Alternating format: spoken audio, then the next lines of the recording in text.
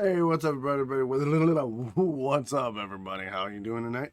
Welcome to an early edition of the Drunk Tank, episode 3. Fuck it, we'll do it live.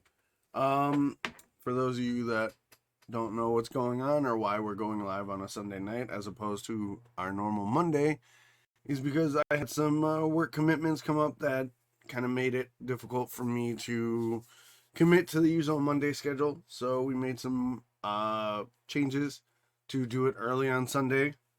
And then my partner in crime, Chris, had a personal matter come up, which had him kind of dip out.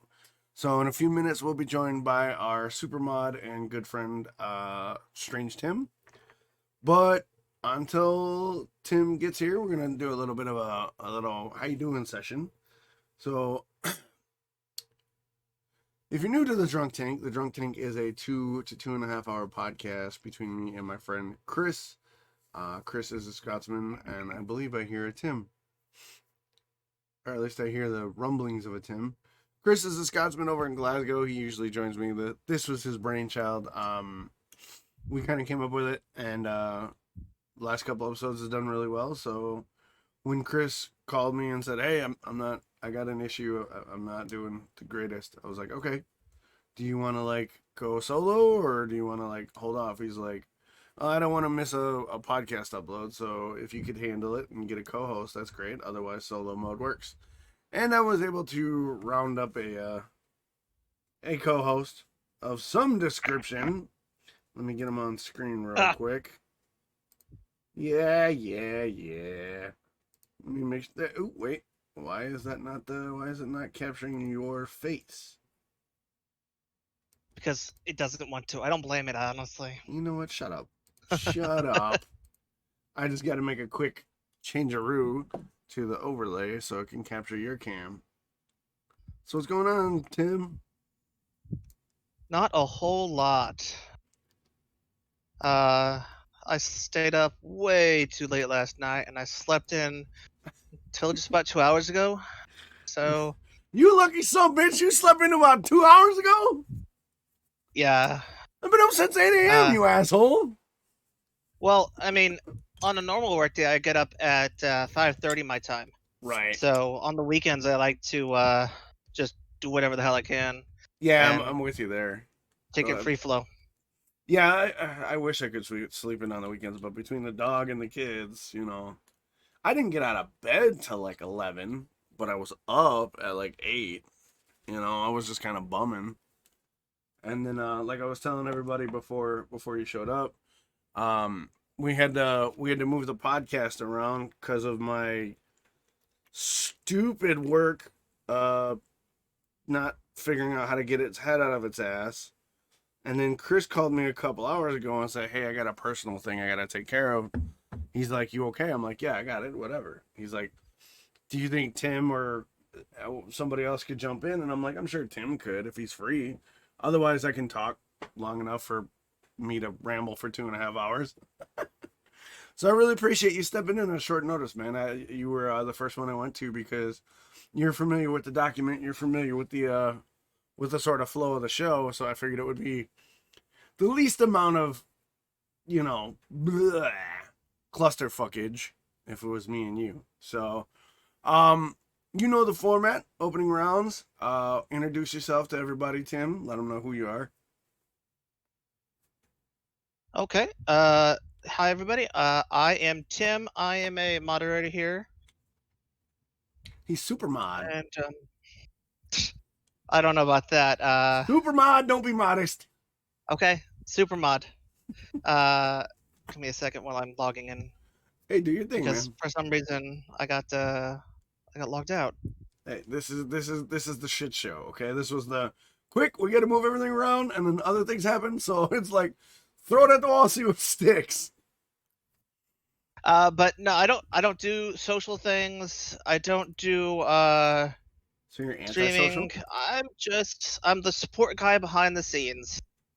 You're the power behind the throne, so to speak. It's funny. I met you 6 months ago, Something like that. and it's weird how quickly you and Chris and I and some of the other people that sort of just met have become such close friends that we can like do this shit. It's weird. I thought it was really interesting because I didn't. Yeah. I don't make friends real easy. But to make friends like you and Chris and Dredd, I knew Dredd a little longer, but I didn't really know Dredd until he started hanging out. But the last 6 months, a lot of us have sort of kind of gelled into like one big kind of family thing. And it's actually a little funny how you and I met because so we met through Titan. A future guest, Titan Naughty, yeah. Yeah, and the only reason I was on his channel is because he got raided by another streamer that I was watching. Same streamer that Chris was watching. Chris and I were actually in the same stream. We raided Titan, and then he and I connected with you through Titan, and now we're like meshed and on the same wavelength on so many different things, and it's awesome. Yeah, that's why. That's like I said. That's why I'm glad you could like rearrange your schedule and make proper sacrifices to the wife to join me tonight. Because normally, so yeah, I'm actually. Go ahead. I'm actually sitting on my bed right now because her microphone is stupid sensitive. It picked up the cat meowing in the hallway last night. Wow. So there is no way that I could do this downstairs. Well, hey, just tell the wife I said thank you. You're saving our butts here, man. I appreciate it. So, as we always do, we got to get the lawyer stuff out of the way. If you are going to join us for a drink, alcoholic or not, if you choose to drink an alcoholic beverage, because it is the Drunk Tank, ironic on the name, eventually you'll figure out why. Please make sure you are of legal drinking age in your country of origin to where you are watching this podcast. And please, by all means, do drink responsibly. Otherwise, my little octopus will go from happy to angry, and then the lawyers will beat me with shovels. I don't want to be beaten with shovels. Don't let them beat me with shovels! That being said. What? Right. Oh, and for those of you who are wondering, naming the octopus will actually be Yes, we're working on an event for that. Yeah, we're working on an event for a octopus naming thing. I gotta figure out the details, but we're gonna do something dope with that. Those of you that are joining us via Spotify or Apple or Google, I have a little reversible stuffed octopus plushie that my girlfriend gave me, who I absolutely adore this little damn thing. Like, she gave it to me and I was like, oh, gotta have it. So yeah, that's what we're talking about. But Timmy, what are you drinking tonight? So tonight I am drinking a sort of Northwest local called Maid Marian. Ooh, I like. So I'm only actually trying this because the supermarket where I used to get my other cider, which was a dry apple cider, stopped carrying it, and so I went there to go pick it up, and I'm like, damn, I don't have my cider. But hey, it got me to try something new, and this is a Marionberry, which is a type of blackberry, but a Marionberry cider. And I didn't know if I would like it at first because I'm really a dry kind of guy. But this is a little on the sweet side. Now it's only 6% alcohol, so you're not gonna get drunk off of it, and I'm okay with that. But like I said, I didn't think I would like it because it's a little on the sweet side. But it's got enough of the tart there from the blackberry that it's really enjoyable. Yeah. What about you? What are you drinking? Well, how much did that run you in your local on average? A 6-pack of this was $12, I think. That's not Super bad. cheap. That's not bad for a cider, especially like a local sort of cider from where you're at. That's not bad at all. Yeah, my normal cider is $4 a can, but they're the larger cans, the 20 ounce, I think. Yeah, the big growler can kind of things. Yeah. Yeah, I'm actually drinking something local too here in the middle of the country. I'm drinking a New Glarus Brewing Company raspberry tart. It's a ale. I've never had it. The thing with me when this podcast started up, Chris, who's not here tonight, was like, "Hey, there's this thing. Maybe we can drink and bullshit about what we're drinking." And I'm like, "Okay." So I literally went to my supermarket and or the local depot. They have a make your own 6-pack for like $9. Mm-hmm. And I just grabbed 6 random shit because I don't like drinking or eating the same thing over and over. Because there's something about my brain where if I have the same over and over and over, I just get bored with it and I lose interest 100%. Oh, sure. So I've never had this. And I gotta admit, I just took a huge swig of it and it's very, I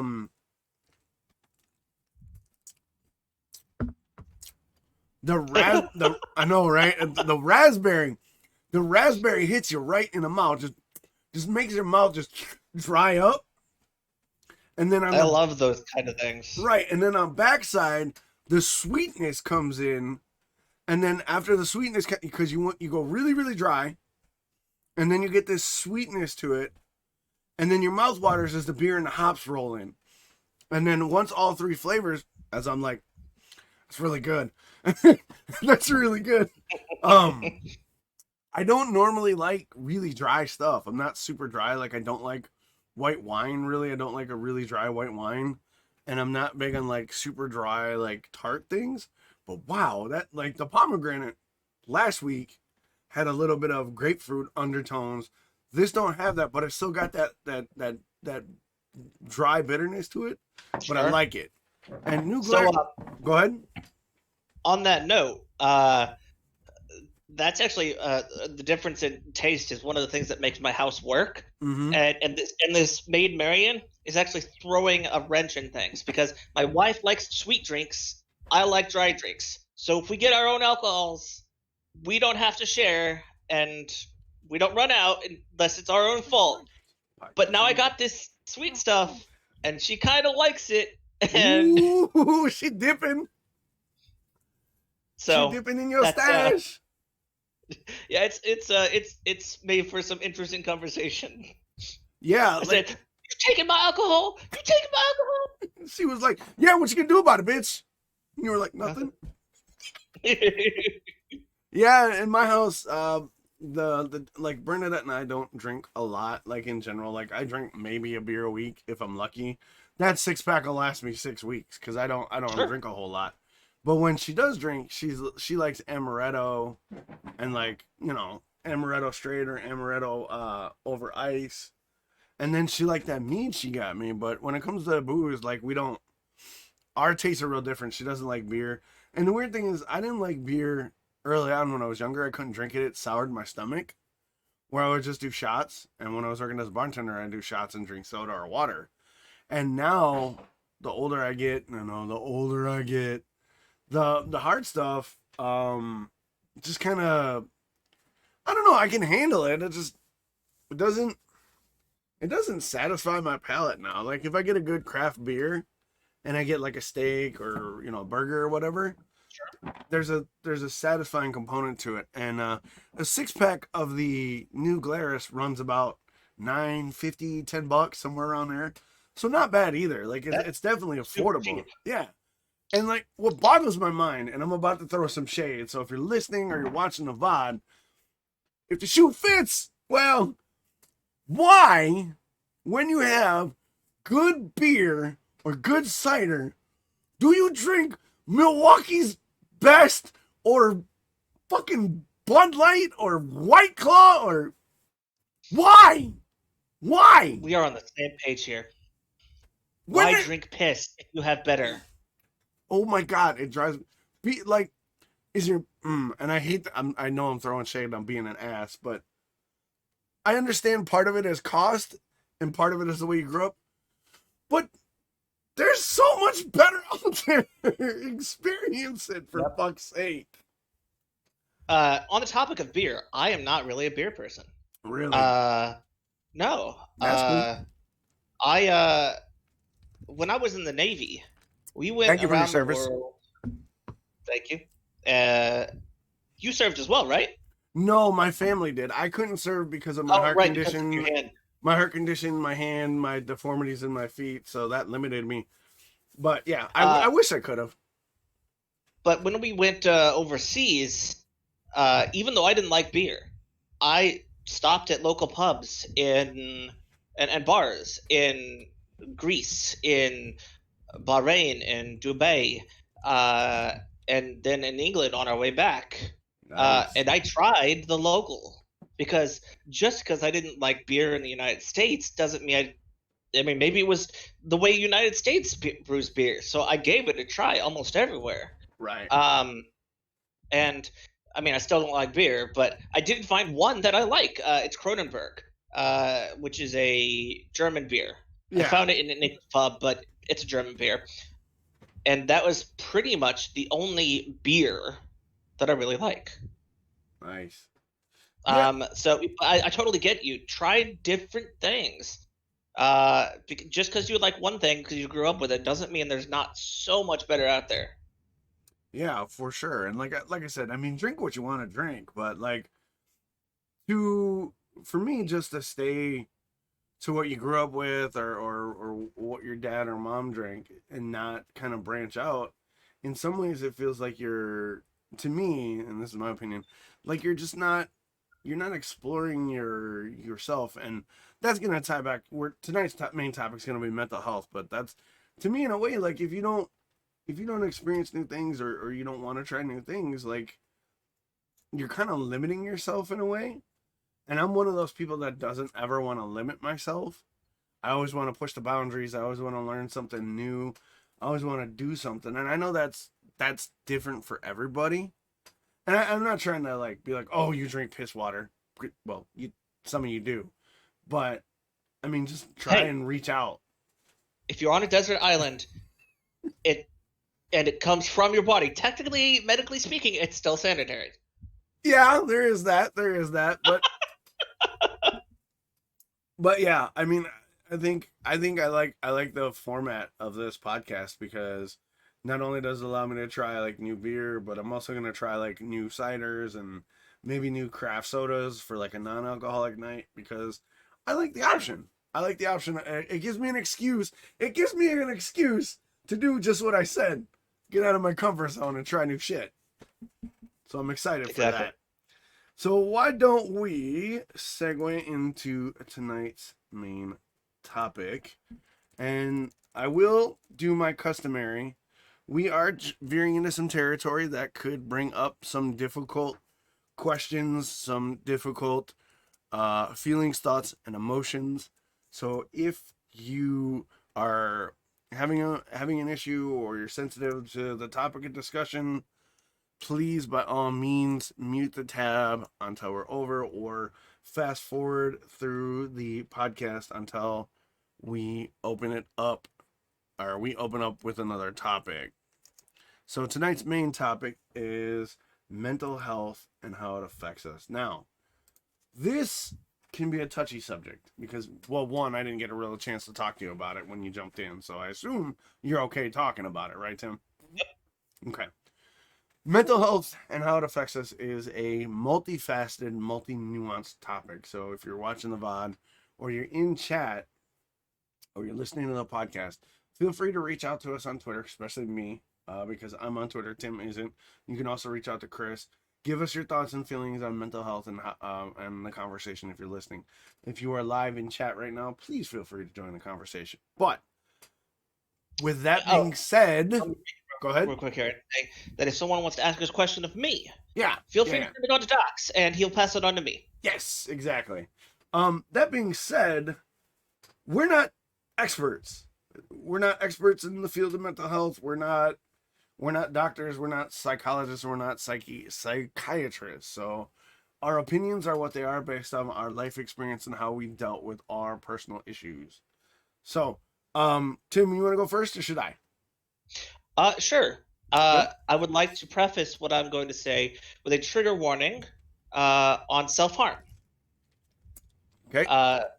Because that was me about 13 years ago. Until I got the help I needed. Because, well, actually, it's a good segue into the drunk take because I actually don't get drunk anymore.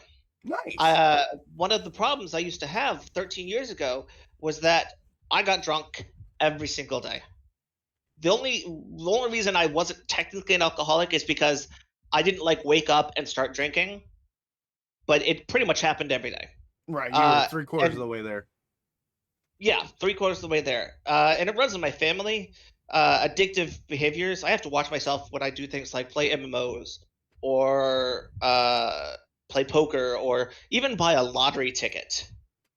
Because if I let myself, I will go out of control. But that's a little off topic. Kind of on topic because addictive behaviors are very a mental problem. Mm-hmm. But that being said, 13 years ago, I was heavily drinking. I had just gotten out of a divorce. And instead of reaching out to family and friends or a doctor, as I should have, I just started drinking. Yeah. And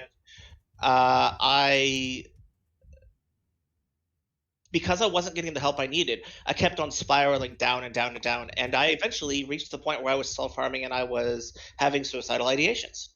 Nice. And I actually am really lucky. My current wife came into my life as a friend and helped get me out of a bad situation. She didn't tell me, Steve, you need to stop drinking. She said, hey, we're hanging out and I can't really hang out with you because you're too drunk. Do you want to, should I come back later? And it's not like she was saying, hey, there's a problem with you being drunk. She's saying, hey, I want to hang out and you being drunk is getting in the way. Okay. And it wasn't sexual. It was just two friends hanging out, playing video games and whatnot. So she came into my life and she didn't tell me I was self-harming. She didn't even talk about my self-harm. She talked about my alcohol because she realized that the alcohol was sort of driving me down into that pit. Long story short, it took about 6 years and about 7 different doctors before I finally was on the medication that I need to be on. Because my brain chemistry is all out of whack. And now it's not so out of whack. Stopping the drinking all of the time helped also get me out of that. And I'm in a much better place now. But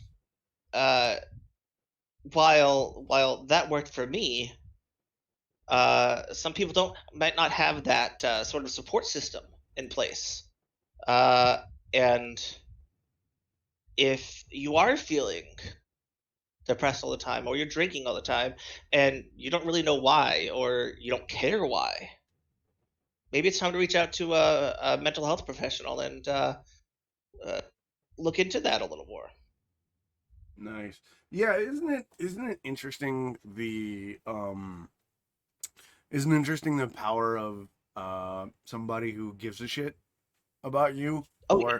or is interesting in you can hold over somebody or not hold over but could do to motivate somebody. Yeah, I mean, we are social animals, and if you stop being a social animal, it will affect every part of your life.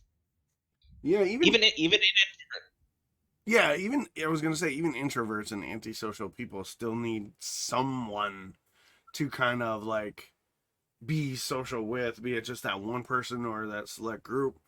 Um, I appreciate you sharing that because that could be tough for a lot of people, and that's the reason why I wanted to talk about mental health so early on in our podcast series is part of, and I'll dip into mine next, but you raise a big point is you reached out, you got help, you weren't you didn't hide it or run from it when your current wife said, "Hey, I want to hang out with you," but that you're too shit faced. You got to clean your shit up, like.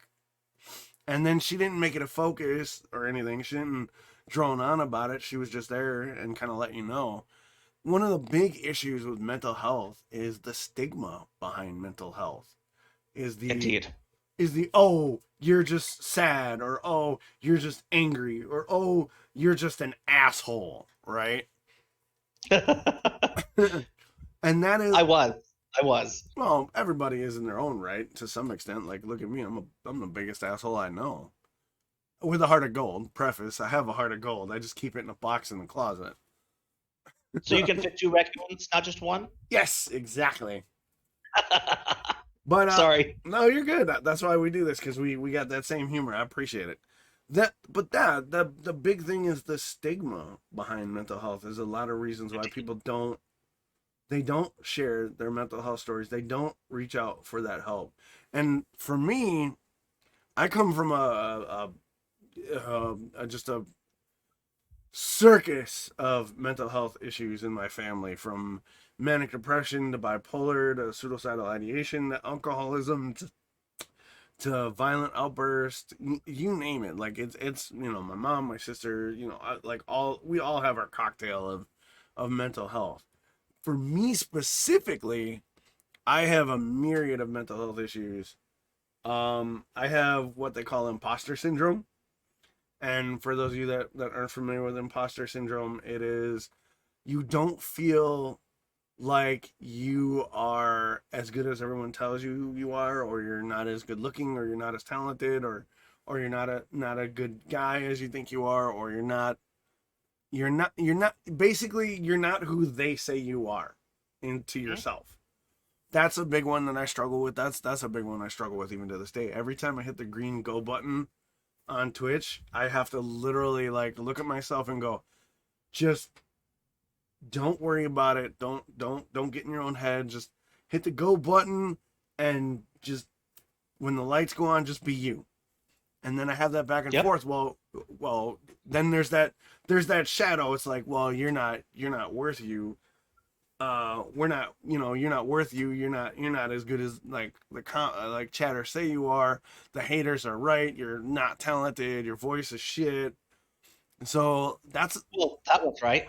ass. You're Sorry. fine. Stop apologizing. But that's a huge struggle for me. I and Zim has got some stuff in the chat. I will address that in a second. Yes. I also Well, deal with severe negative self-worth, and I want to distinguish between self-worth and self-esteem. Self-esteem, I'm the shit, baby. I'm the baddest motherfucker walking. I'm the smartest guy. I'm the funniest guy. Like, I got no problem with my self-esteem, right? What I have a problem with is my self-worth, and the difference is I don't feel like I should be successful, like I deserve praise, like I deserve to be happy, like I deserve to, not suffer through the agony and the pain. Like for me, that's the and difference that, between self-worth and self-esteem. and that goes hand in hand with the imposter syndrome It that you were speaking does. It does. And that double whammy it affects my life in content creation because I want to do more diversified content on YouTube, like reviews and do like voiceover to voiceover stuff. But I've recorded some stuff and I don't like it, even though the people that have seen it said it's really good. And I don't think it's worth putting together because I don't think anybody's gonna care. So that's a huge struggle for me. A couple other mental health issues I have is I have anger issues. I don't really know where they came from. Like I wasn't hurt really as a kid. I wasn't abused in any way outside of growing up in the 80s and 90s, and you're the oldest and your mom's single parent. Like, you're carrying the weight, you're getting her anger, you're getting taking care of your siblings. Like, I wouldn't say I was like mentally and emotionally abused. I would say what I went through was borderline. I was never physically abused. I got my ass whooped every couple of months. I caught an ass whooping when I was a dumbass and thought I was hot shit. But I really don't know where the anger issues come from. I went through a I feel it divorce. there. Huh? I feel it there. I have those as well. My antidepressants. Because I'm not really depressed anymore, my life is kind of good. I still have to take my antidepressants, but I joke with my friends about them and my wife. I call them my anti-asshole pills because they keep me Yeah. from being an asshole. That's a fair call. Zim in chat mentioned, he said from his experience the stigma and misunderstanding comes from the older generations that always had to deal with it and mental issues were less understood. He also said that the newer generations are more accepting of people's struggle and more encouraged in seeking help. I would agree because when I grew up, I'm 41, gonna be 42 in July. I always heard the "well, suck it up," push through. You're just sad. You're just tired. Yep. And now with my kids, if they say, "Dad, I'm not doing well. I need a break," I always ask them, "Okay, you take your break, but is this a break because you're having issues or because you just don't want to do the work?" I always try to find that distinction of, are you using a mental health break to not do your responsibilities, or are you really struggling with it and you actually need the break? And for the most part, my kids are honest and say, "Okay, yeah, I really don't want to do any work today, so I figured." Or they'll be like, "Yeah, I'm really struggling." And if they come to me and say, "Yeah, I'm really struggling," I'll be like, "All right, cool. Go take your time, do what you got to do." But that doesn't mean you get to do whatever the hell you want. On a mental Right. health break, you need to be focused on resting, figuring out why you're dealing with what you are so that you can address it, handle it, and then come back tomorrow and take care of the shit you didn't do today. So, Yep. two things I want to touch on before I forget to, because we're going to be all over the place here. Let's be honest. Yeah, it's like squirrels right now. One, the stigma of getting mental help. Uh, I need these pills. I have reached that level of understanding, but I myself and a lot of other people I've talked to have had the problem where when we are first getting help, it is a struggle to see the therapist or take the pills or see the doctor regularly because of that stigma that something is wrong with us. Maybe we just need to fix ourselves. But no, the doctor showed me uh, like brain scans because I had ECG. Mm-hmm. No, that's a heart scan. MRI. Yeah, MRI Yeah, an MRI. maps the whole area. And he showed me areas of my brain that were operating differently than Jane or Joe Schmo on the street. And he said, "This medicine here will help turn these parts off that are not working properly and turn these other parts on so that you can live a normal life." And even so, even seeing that information, it took me about 4 years of taking my pills every single day, forcing them down my throat, to realize, you know, these are actually a good thing. Why am I fighting myself over them? So that stigma, if you're going through it, just keep pushing and keep telling yourself that they're helping because they are. Well, if they're not, go see your doctor and get a different one. Yeah, right. If the meds you're on or the treatment plan that you're on isn't working, and you're honest that it's not working, that's another thing too. Like you brought up a great point is the mentality of why do I need meds? Why can't I just get better? You know, what does the doctor know? The doctor don't know me, right?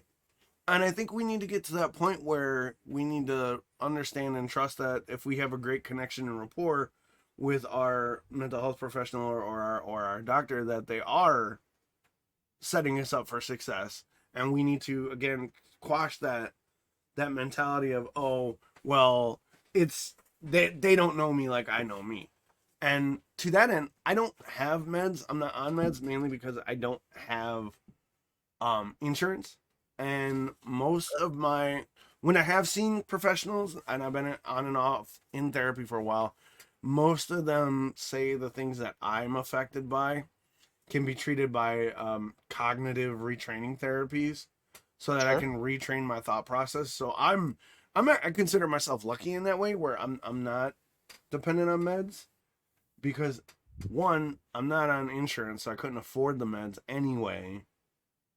And two, with my heart condition, there's not a lot of I got to be very careful with medications and how they affect my blood work and all that other stuff and the way my body functions because my heart is basically held together with duct tape and baling wire at this point. So anything that could give me arrhythmia or anything like that could be a net negative. Hmm. So I mean, And that segues into my other point really well. Uh, that sometimes the mental health problems that a person is having uh, may not be fixable by meds. Some of the major problems I was having were entirely related to sleep apnea. Uh, and once my sleep apnea got treated, and I was actually resting at night, my body was able to recover. I didn't feel like shit all day, every day. Things improved. So, uh, I'm not saying meds are the end all be all. no. Sometimes it's exercise and that dopamine, that serotonin. Sometimes it's diet change. Maybe the foods that you're eating just aren't providing your body with the nutrients you need. Your body feels like shit, and therefore you feel like shit. Uh, so, like I said, not saying meds are the solution for everybody. Sometimes it's sleep apnea. Sometimes it's self care. Sometimes it's just you need to connect with people a little more. Yeah, that's a big thing too is like some of my kids have meds for some of their issues and I tell them all the time, the meds aren't the fix, they assist you because I don't want my kids thinking, "Oh, if I take meds I'll be fine."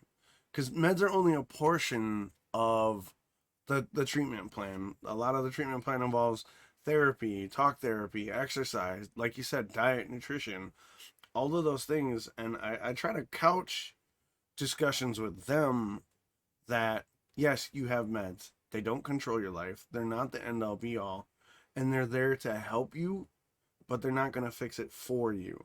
You still have to do the work for yourself. You still have to put the time in to understand yourself. You have to understand how these things affect you so that you can then move forward and understand going into whatever situation that I know this affects me this way. How can I adapt and how can I adjust my mental state or my emotional state or my behavioral state so that I can best proceed through whatever the situation calls for. And I think a lot of Yeah, that, exactly. I think a lot of that is really difficult to understand, not only as a kid, even as an adult, because nowadays we don't really, we don't really stop and think or have the time to stop and think about ourselves because there's a bill that's got to get paid or an errand that's got to be run or a school project that's got to be done or a podcast that's got to be done or the dog's got to go out. So a lot of times we don't have the time to really have that moment of introspection to really kind of figure out how we work And that's a huge part of self-care. And I had a conversation with my youngest daughter. She's like, Dad, when do you stop? And this ties back into Chris and I Stardew Valley conversation last week. I don't ever stop. Like I don't I even when I'm laying down, I don't stop. There's an article I need to read for something my kid's into. My girlfriend is having an issue. I need to figure out about it. I don't, or I gotta get up for work, or I gotta edit something, or I gotta post something. I don't stop because I'm afraid that like somebody's gonna say something. Well, Docs took the day off, or Dad's laying on the couch, and in a way that terrifies me that somebody's gonna say that, and it spurs me on to continue to just recklessly just crush project after project and work constantly because of that imposter syndrome and that self-worth and that anger. Because if I don't get the job done, I get mad. If I get the job done and I get compliments on it, I'm mad because the compliments are wrong. And then I get mad because, well, you shouldn't be complimented because that's... Do you understand what I'm saying? I do. Thoughts? So, my thoughts on that are something that had to be drilled into me. It's not something that I inherently understood. It came down to, if I am acting this way, what am I telling my kids non-verbally through these actions? If my kid sees that I am angry all the time, for example, and I have meds that can help with that, and I don't take them, what sort of example am I setting for them? Yeah. On your side of things, if you are working all the time, all of the time, and you don't stop, but yet you don't seem happy, is that not sending a message, at least non-verbally or subliminally, to your kids that no matter how hard you work, you're never going to be happy? It is, and that's something that worries me because my kids do see how hard I work. They're like, Dad's always working, Dad's always doing that, Dad's always cooking dinner. And my oldest daughter Sammy was with over this weekend, and we ran and did grocery shopping and errands. And when we were driving around, I said, this is one of my favorite things because I have to slow down. I can just talk to you and listen to you laugh or sing in the 20-40 minute car ride. I can actually just relax and focus on the drive and focus on being in the moment with my kid. Whereas, like, the minute we get to the store, it's groceries. Boom, boom, boom, boom, boom. What do we need? What dinners are planned? What lunches? Once we're out of the grocery store, then we got to go home and organize it. So I think for me, learning how to not only accept that I am talented, I am good at the things I do, I am worthy of being happy, and I am worthy of taking a day off. I think I really need to do those things because I don't. Like, Bernadette will compliment me all the time, and I'll be like, whatever. And I know it affects my kids, and I've been working on it. I can't seem to like fully embrace that. Just stop. I can't seem to fully embrace just stopping, and I want to, and I don't know how. And So don't. What do you mean? Change what you're doing. For example, Nix needs to take a walk. Mm. Maybe instead of just going for a walk, as soon as she's done her business, coming back inside, maybe you say to yourself after she's done her business, keep walking because exercise is good for her. Right. That way you're doing something for her, but because you're doing something that really doesn't require any attention from you, your brain can stop. That's an interesting point. Can you elaborate on that? Well, because your mind might wonder, but if you are focused on doing this thing that you need to do for the dog, you can that part of your mind that says you have to be doing something useful all the time is satisfied. You're doing something that needs to be done for the dog. But because walking a dog doesn't require any mental output from you, your mind can just relax. Or Interesting. something like board games with the kids. Do your kids like board games? They do on occasion. Every once in a while, they'll want to play one. But again, like all the board games we got, they kind of get played out. So we haven't played a board game in a while. Uh, okay. So maybe get a new board game. But You're that's right. one thing that I did when it came to board games is I realized that, uh, especially during COVID, when we are in the same house all day, every day, Right. that we don't have as much impetus to spend time together. Because at least part of yourself says, okay, we're together all the time. But when you really sit back and look at it, my wife and I are downstairs in the living room on our computers doing our work. Our daughter's upstairs on her computer doing her school. We're in the same location, but we're not together. Yeah. So I started saying to myself, well, if I'm going to be a better parent, I could do that by playing a video game or a board game with my daughter, and that way I'm being a better parent. But I am not when I am being a better parent, I'm not stressing about other things that I need to be doing because I can focus on the fact that I'm doing something for my kid. I'm doing something I need to do as a parent, even though there are like 17 other things that when we're done, I have to hop back and get to doing, just like you. But during that time, I can focus on the fact that I'm doing something I need to be doing as a parent, and let everything else just drift to the wayside and enjoy the game with my kid. Yeah, that's a great point, and I can do that. Like when we do have a board game or there's a new movie out that I haven't seen or whatnot, I definitely can do that aspect of it.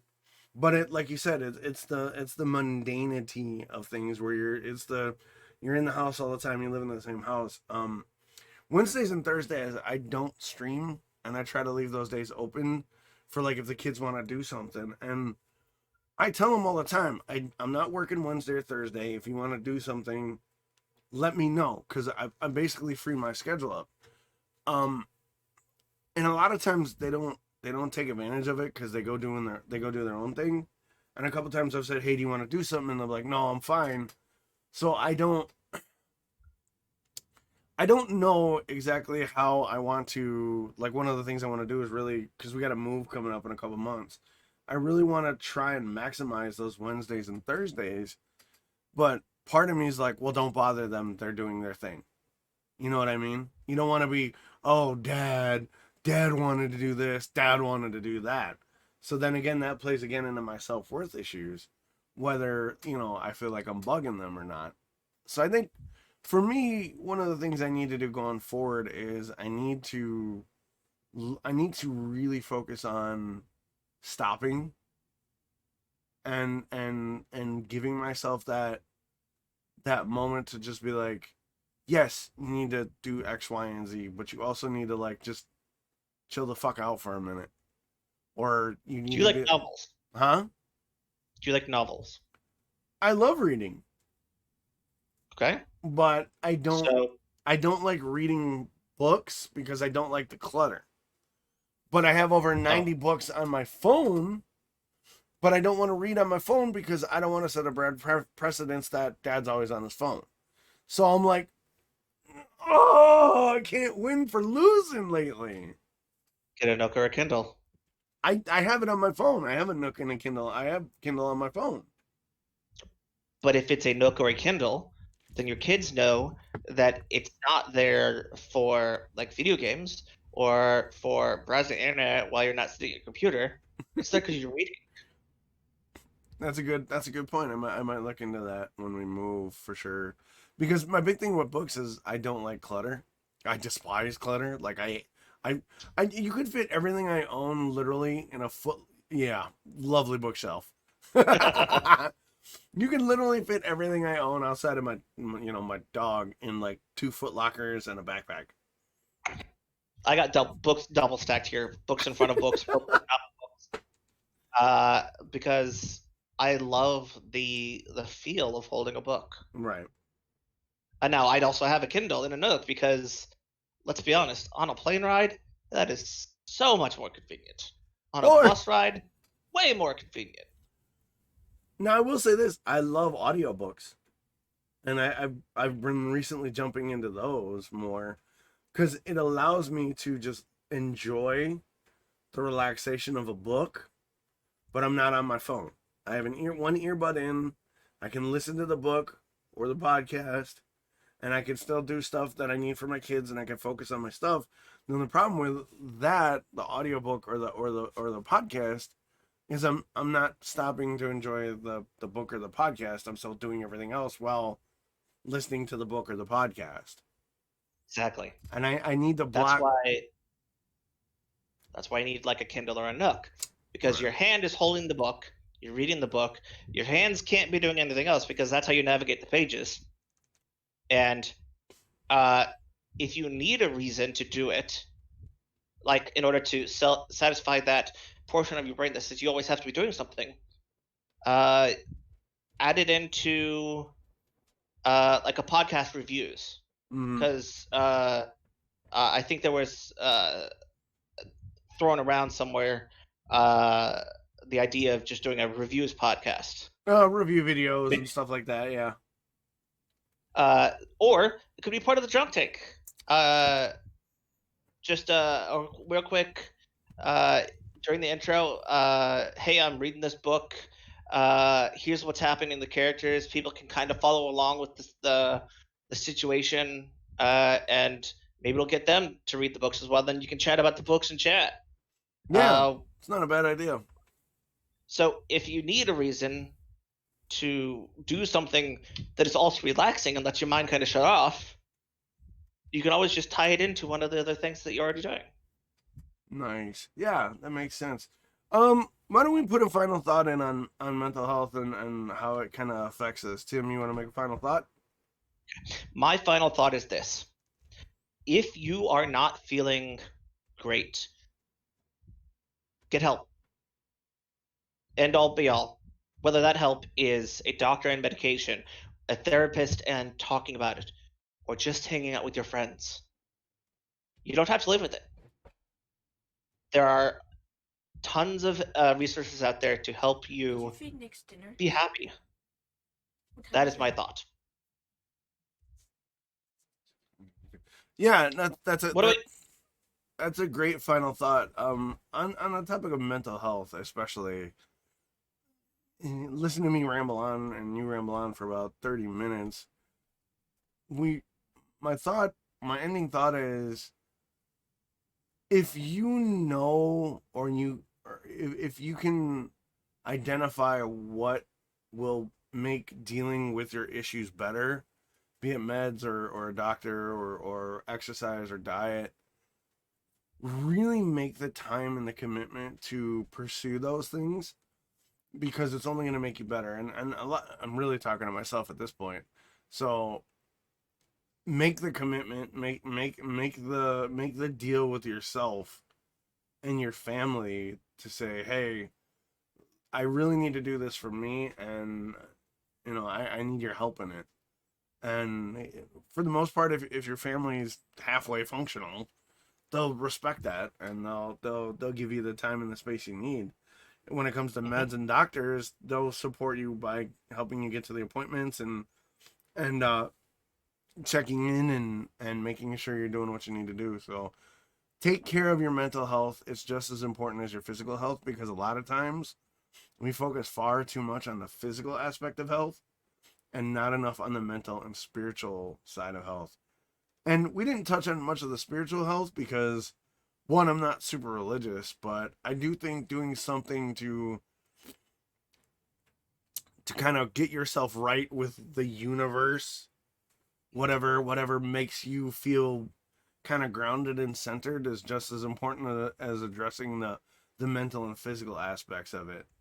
So, Well, not just that. Being part of a religious community is community. It's that hanging out with other people, connecting socially, right. being a social animal that you are. Nice. Good point. Good point. All right, we're gonna do something a little different tonight. I'm not working with audio transitions because I want to get the feedback from you, the listeners and the viewers, because I wanted to try a couple of audio transitions for a couple weeks, then I wanted to try some without, and then I wanted to see what you guys are doing. So we're gonna segue into my ramble tonight because we bounce back and forth. And my ramble tonight is like ultra nerdy shit. We're talking about tabletop RPGs, baby. Role playing games, because role playing games and tabletop RPGs are a major portion of my life. They are a major portion of my streaming life. They are a major portion of my life on how I've been able to branch out and have enough courage to do podcasting and streaming. They have formed some of my best friendships in life. They are some of my best memories growing up as a teenager and even into my adulthood. So tabletop RPGs to me are a very unique experience that I'm glad that I didn't. I grew up as a jock, and I talked about this a little bit last week. I grew up as a jock. I played all kinds of sports. I didn't get into theater much. I didn't do arts and crafts. I'm not a builder guy. So when I discovered tabletop RPGs, it kind of brought me a little more fuller into my identity and myself, or my multiple identities, because you never know who's in control lately. But Hmm. yeah, tabletop RPGs are something that, with the new era of exposure they're getting through things like Critical Role and Dimension 20 and Jox Machina, and there's a myriad of tabletop RPG programs and things that have contributed to its boom in popularity, especially in the last 5 to 10 years. I still find that when I talk to people who are only cursorily familiar with tabletop RPGs, I get this question a lot, and you might get it as well, Tim. And this is part of the reason why I wanted to talk to you on this ramble is, do you ever get the question of what's an RPG? How do you do it? Um, Not as much as I might think, but that I run in the social circles I run in are really nerdy. I get it quite a lot because I talk, like, a lot of my family and friends aren't big on them. So when I try to talk about what a tabletop RPG is, I explain it a few ways, but this is the one that I usually explain the best.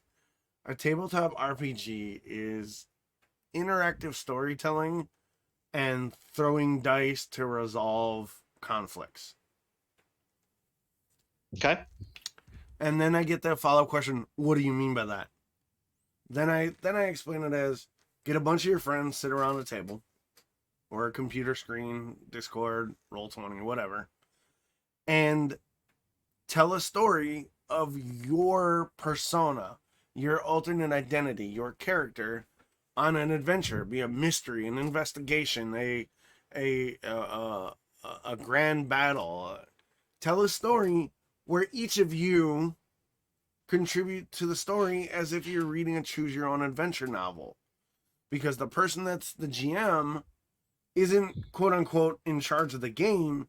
He's just responsible for setting up the world and responding to your choices. And the way you resolve those choices are by chucking dice and comparing whether you succeeded or failed.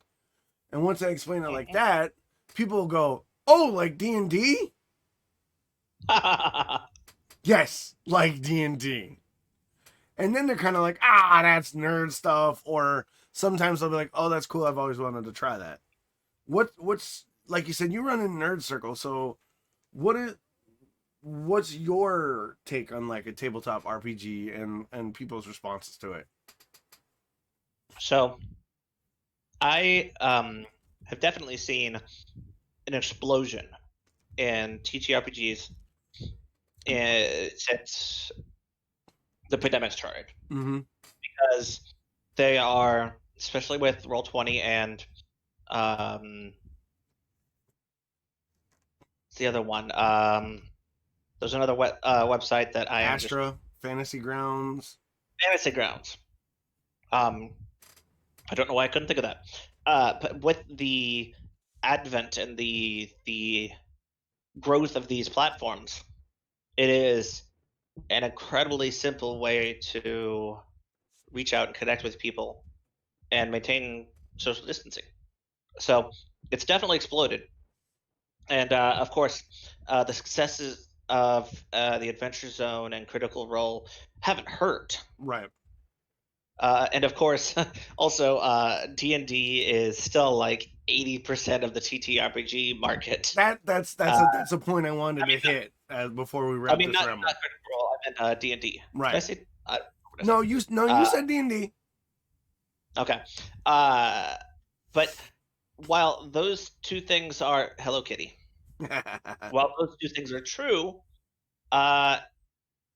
in the end, if people ask me questions about it, I don't really say I don't focus too much on the dice portion of it. I say that it is a way for you to play out a movie or a story of some sort with your other friends. You're writing a script cooperatively, and you're just having fun while doing it. You don't have to be yourself, and you can just have fun living in a fantasy world. That's fair. And well, that's not some people's dice bag for right. a good term. Well, that's not some people's choice. It at least lets them know that it's not just I cast magic missile out of the darkness. You're right. Because it's not. It's not just Cheetos and Mountain Dew. I mean, no. there's Cheetos and Mountain Dew, but it's not just Cheetos and Mountain Dew. Right. So you made a couple good points. D&D, and I'm not throwing shade because I've played D&D. I use 5e for the Star Wars game we run. D&D has been and sort of always has been the most ubiquitous touchstone ubiquitous touchstone for tabletop RPGs because one, it's been around sort of the longest, and two, it's the biggest kid on the block. But that's not the only thing that's out there. Like, look at our multiple groups that we play in right now. We have our Tuesday group when there's no fuckery at my job. We do Star Wars. We do an RPG game set in the Star Wars universe. On Saturday, I play with your boys. We're doing Iron Kingdoms right now. We've also, and Iron Kingdoms is like a steampunk, low magitech, fantasy, industrial revolution sort of inspired world. Then we have Monster of the Week, which is like your Supernaturals, your Angel, your Buffy the Vampire Slayer sort of RPGs. We also have Scum and Villainy, which is a sister set of like Blades in the Dark, which has unique systems where it's set in a sort of generic, I don't want to say generic, that's the wrong, an original sci-fi universe with aliens and unique things about it. We're also doing City of Mist, which is where legendary powers inhabit ordinary people, and it's their job to kind of discover that for themselves. So just in our group, in the mutual circles that we run in, there's what, like 7 systems, different worlds.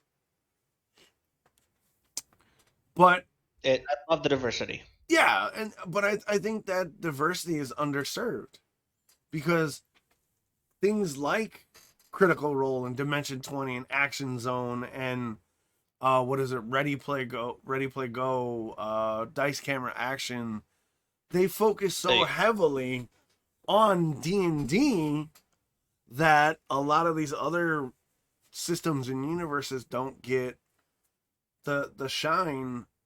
And in some ways, in my opinion, and if you D&D fanboys come after me for this, or you D&D stands come after me, D&D bores the shit out of me. I've done my fair share of sword and sorcery, and just vanilla D&D, I can't stand it.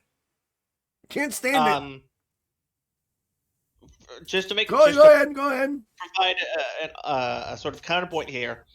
Those of you who are now hating on Dox for not liking D&D, you don't have to hate on me. I run a D&D 5e campaign. It is entirely self-built. Right. I spent 2 years building this world. Nice. Before I let a single other soul even see it. That's dedication. So you don't have to hate the drunk tank just because Dox is uncultured.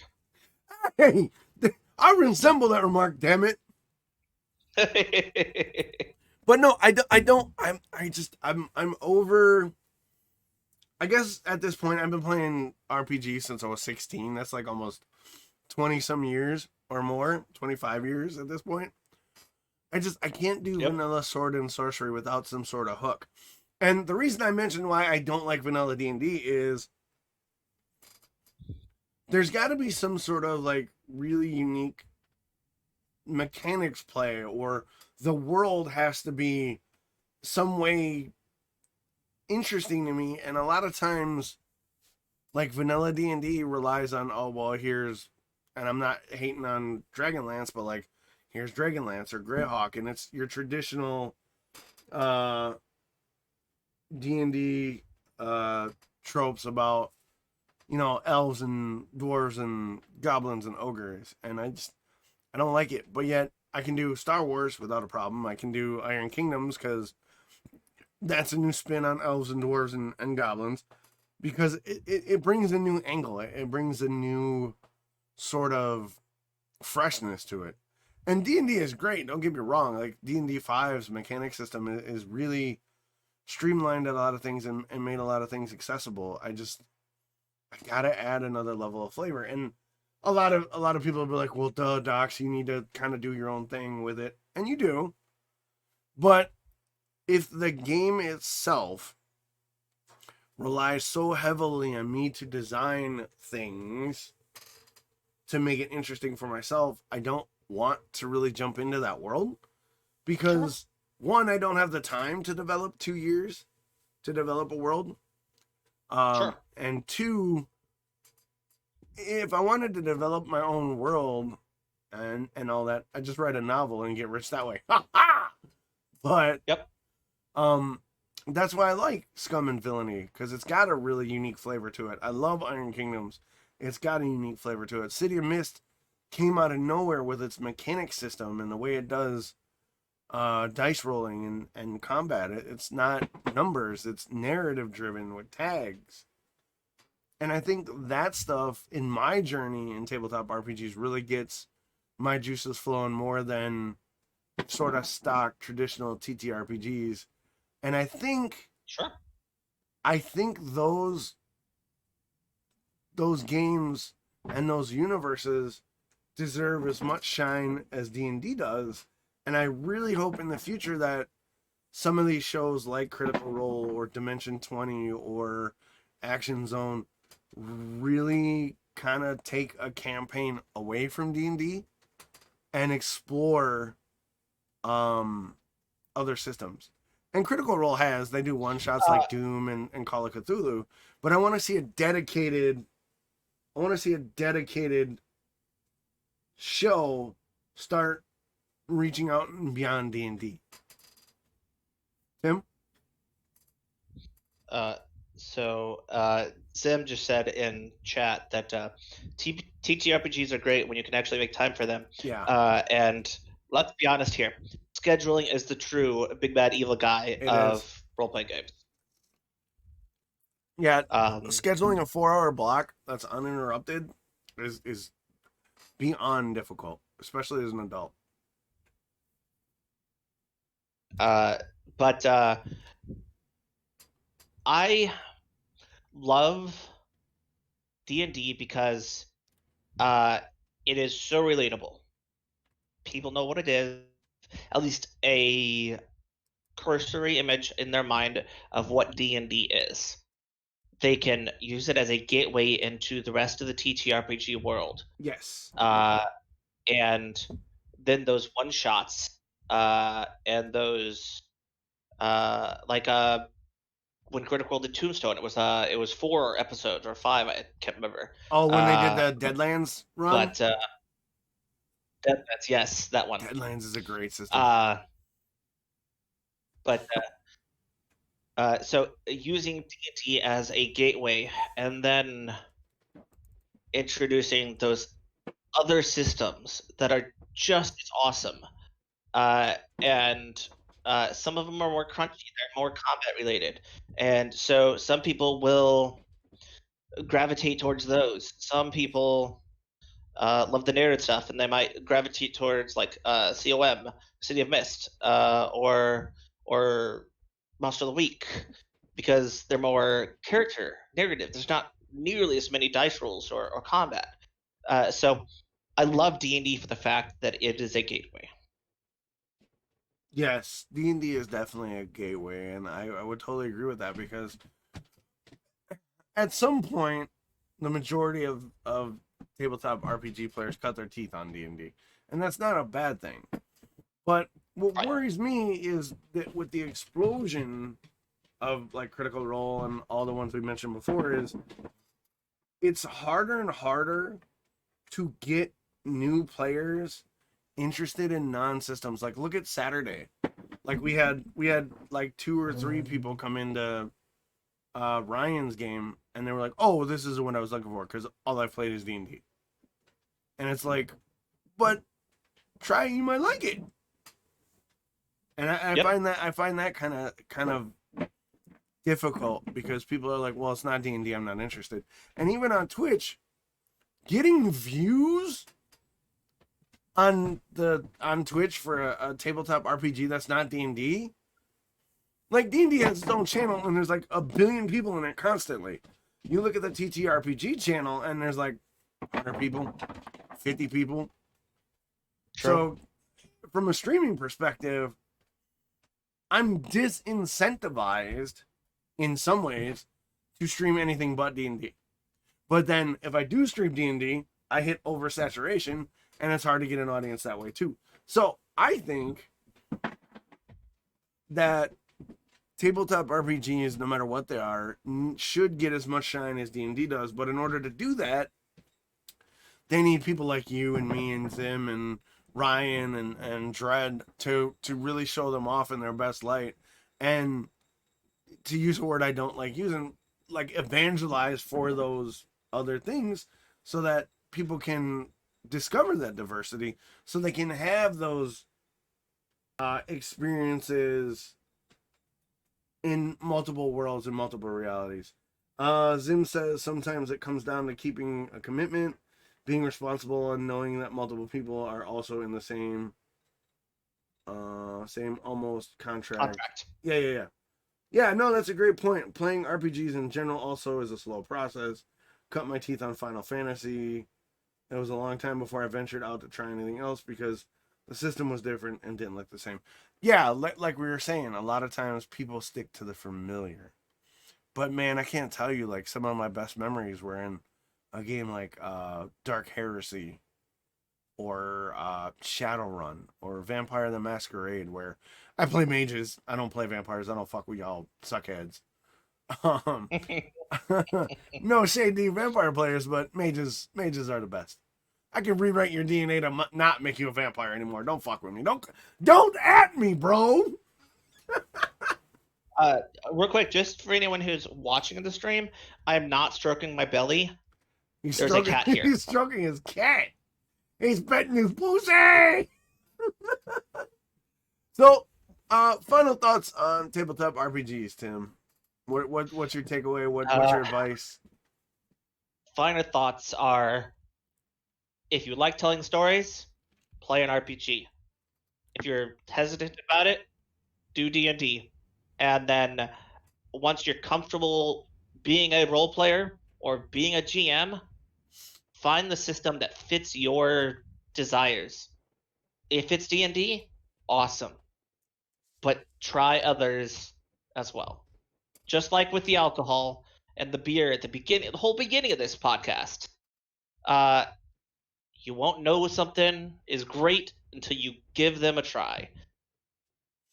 Yeah, facts. That's a great final thought. I will add to that. If you do manage to branch out and try a TTRPG, but your only experience has been a real popular Twitch show like Critical Role or Action Zone, and you come to the table with the assumption that the GM is Matt Mercer or the GM is Sherlock Helms or a couple of the more popular GMs that are running shows, approach your table with the understanding that not everybody is a professional voice actor. Not everybody is comfortable enough doing accents for every character. So kind of check your assumptions at the door, because that will allow you to have the most fun and embrace your story, as opposed to comparing your story to the Mighty Nine or the other people at other tables you've seen. And if you do that, go ahead. And if you're going to compare yourself to those situations, compare them to those groups today. Compare yourself to those groups when they just started out. Yeah. If you look at Critical Role, when they just started out, Matt Mercer was hand drawing maps, and then laying them out on the table. He didn't have all the expensive props. He didn't have all the professionally printed and painted minis. There might be one upstairs. And it's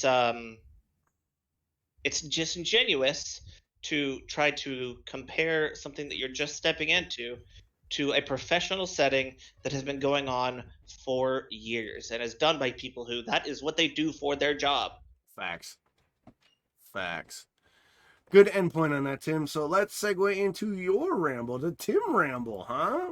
What you got for us, Tim? Okay. I would like to talk about something that just happened yesterday. The Mars Perseverance rover. It is the most recent rover to land on Mars. InSight has been running spectacularly for years, but this new rover can do things that InSight can't. Heck, they brought a friggin' helicopter with Perseverance. Really?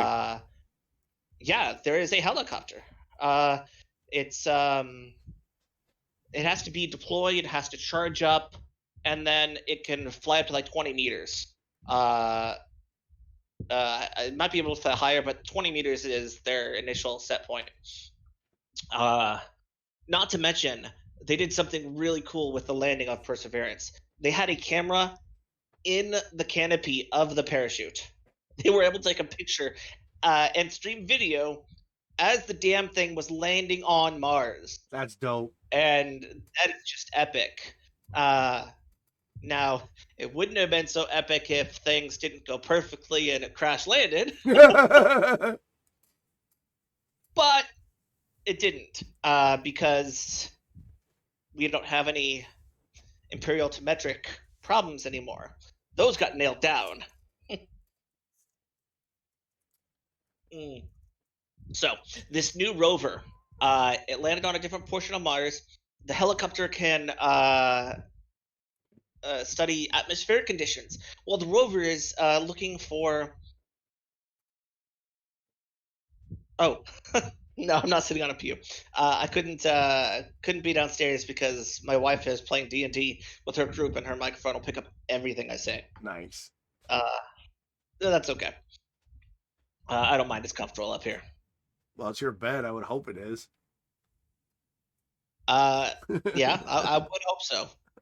Though I don't spend a lot of time here.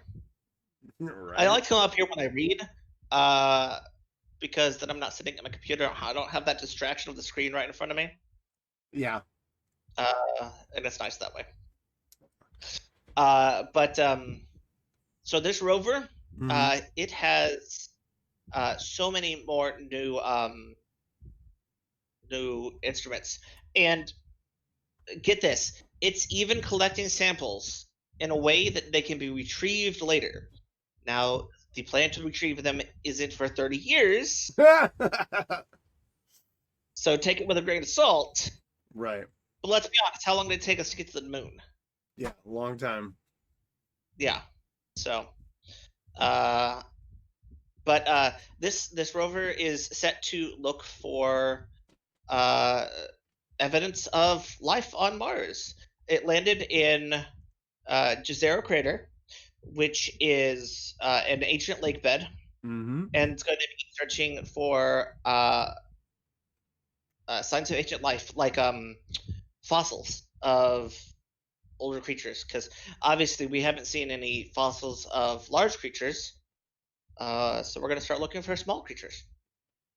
Nice. And as life as we know it starts in water, so where else would you look than in a lake bed, right? Yeah, facts. Yeah, the when I saw that NASA was doing another rover to Mars, I was encouraged, interested, and also sort of like, I don't want to say disappointed in a way, because I think solar exploration and planetary exploration in particular is something that we need to be really focusing on with the way our planet is headed, because humans are humans. Um I read the specs on the rover and I was like you, I was blown away. I was like, holy God. Like, I didn't know the helicopter thing. I missed that. But like the soil the sample retrieval and some of the tech they had on it, just it blows my mind that we could send an unmanned rover probe, however far away Mars is, landed on the It depends on surface. orbit. What? Depends on orbit, but go Right. on. Landed, not only landed on its surface, drive that bitch around with quote unquote real time video. That Hmm. alone just, I like can you, when I was born back in the wee 80s, back in the end of the 70s, dude, I didn't have a microwave. We didn't have cell phones. We didn't have internet. We didn't have computers. Right? Flash forward 41 years, and we're on fucking Mars with real time video. It's awesome where technology has come. That, Often I like to sit back and think about. Uh, Actually, I've done it a couple times over the year. I calculated how much memory in today's value could fit into the same room that a regular computer fit in when computers were just first getting built, and like a computer's the whole floor of a building. yeah, yeah. It's Go it's ahead. it's uh, the numbers. The numbers are just Staggering. colossal. Yeah, Yes.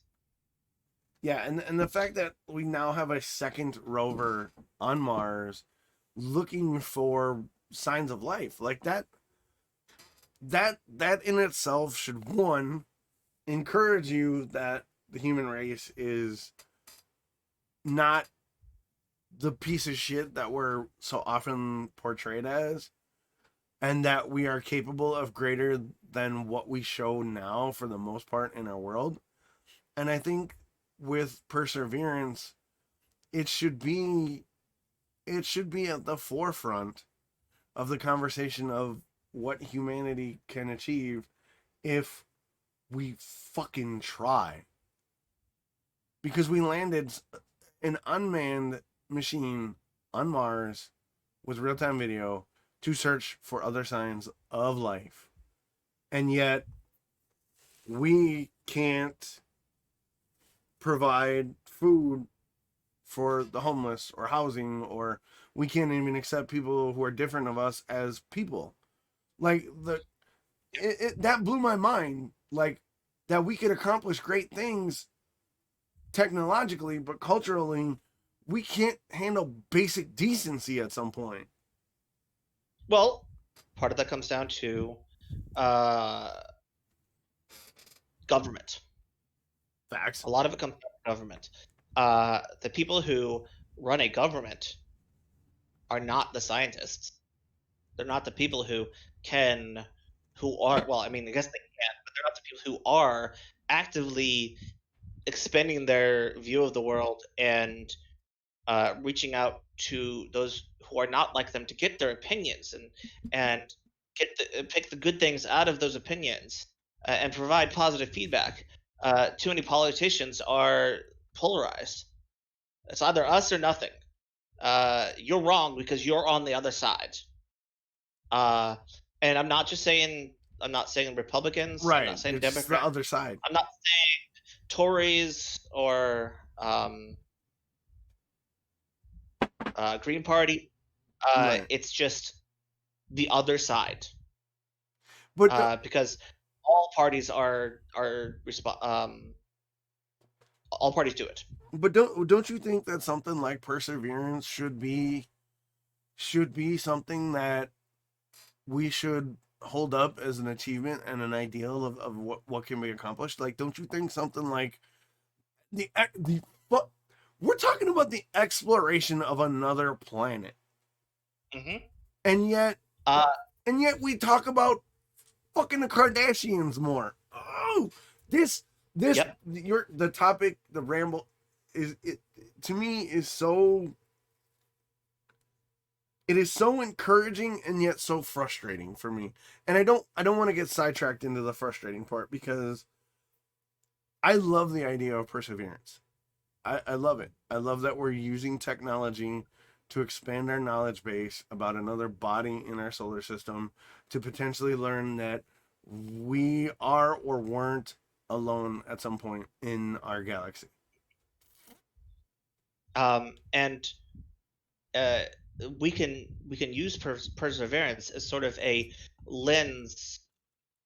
Well, not just perseverance, but a lot of the space projects as a lens to what humanity can be if we put aside a lot of the politics, stop focusing on differences. Because if you look at the perseverance team, there are people of Asian descent. There are people of Indian descent. There are people who are black. There are people who are white, males, females.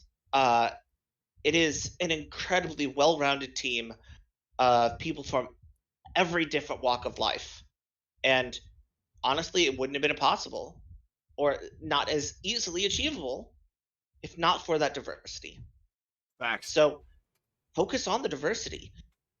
Don't just focus on the fact that we did something again. I mean, because let's be honest, it's not new. Right. We've landed other rovers on Mars before. Right. Yes, this one can do different things, but focus on the diversity. That organic diversity too. That team was put together from the best candidates. Not, they weren't, oh, you're a chick, you're on the team. Oh, you're from India, you're on the team. It was, these individuals are the most qualified, talented individuals that can make this mission a success. And it wasn't just people from the United States. It wasn't just Republicans. It wasn't just Democrats. It was, as far as all things are considered, a worldwide venture. Yes, and it was. That in and of itself is encouraging. Yeah, encouraging is a good word. I agree 100%. So now, what do you hope or wonder about, like, if for like perseverance? What's a successful mission for perseverance in your opinion? I know you're not a NASA engineer or anything, but like for you as like a dude who's interested in this and sees this as a net positive for humanity, what's a successful mission for perseverance look like? So a successful mission for perseverance, in my opinion, would include two parts. Okay. One, the atmospheric scans, because if we ever want humans to live on Mars, we need to have a better understanding of what that atmosphere currently looks like. If we Right. ever want to terraform Mars, we have to have a better understanding of what that atmosphere looks like, because you can't change something from one thing into another thing if you don't understand where it's starting from. Facts. But also, the soil samples and the tests that both Insight and Perseverance are going to be running will tell us what we need to know. Going once back again to that, where are we starting from in order to where are we getting? That where are we starting from? What does the soil composition look like on these vastly separate parts of Mars, so that we can know before we ever send people there what we need to send them with them in order to make the soil that they are going to be living on viable to grow plants. Because let's be honest, we can't send a team with years of supplies that weighs too much. Yeah. You can't get that safely. Yeah, that's. They have to grow their own. I would agree. I think your ideal of a successful mission is a great way to consider this a success. Like, one, the atmosphere samples have to come back and give us a very well defined picture of what that atmosphere is like, so that we can plan, if the plan is to go to Mars as like the first extra planetary colonization effort or extra planetary venture. I think understanding the environment and how it interacts with the planet is key. And I think the soil being uh, healthy enough or viable enough for us to produce food or use in a meaningful way are big wins. Now, I think another victory for Perseverance uh, would be the messaging that we talked about in the beginning, that this was a project that the world did. It's not NASA just did. It wasn't NASA's win. This was our win. Right. This was our win. It wasn't the US put a rover on there. It wasn't NASA that put a rover on there. It's we as a people did it. We encouraged the scientists to say, yeah, we want more Mars exploration, and they pulled it off. Companies came together and developed the tech so that it could be done, so that it's a win for us as a I loathe Species? species. I was gonna say race, but I loathe the term race because there's the human race doesn't exist. We're a species. We're all genetically the same. Race is a construct, and I hate it. Cultural identity, that's a thing, but I don't like the term race. Yes. I can't stand it. The only race that scientifically exists is the human race. Right, and I'm glad you mentioned species when I was reaching. Go ahead. And that is part of what the prospect of Mars, or even a prospect of a moon colony, excites me by, is because we know that we're going to have to send the best and brightest from all over the world when we do this. Facts, 100%.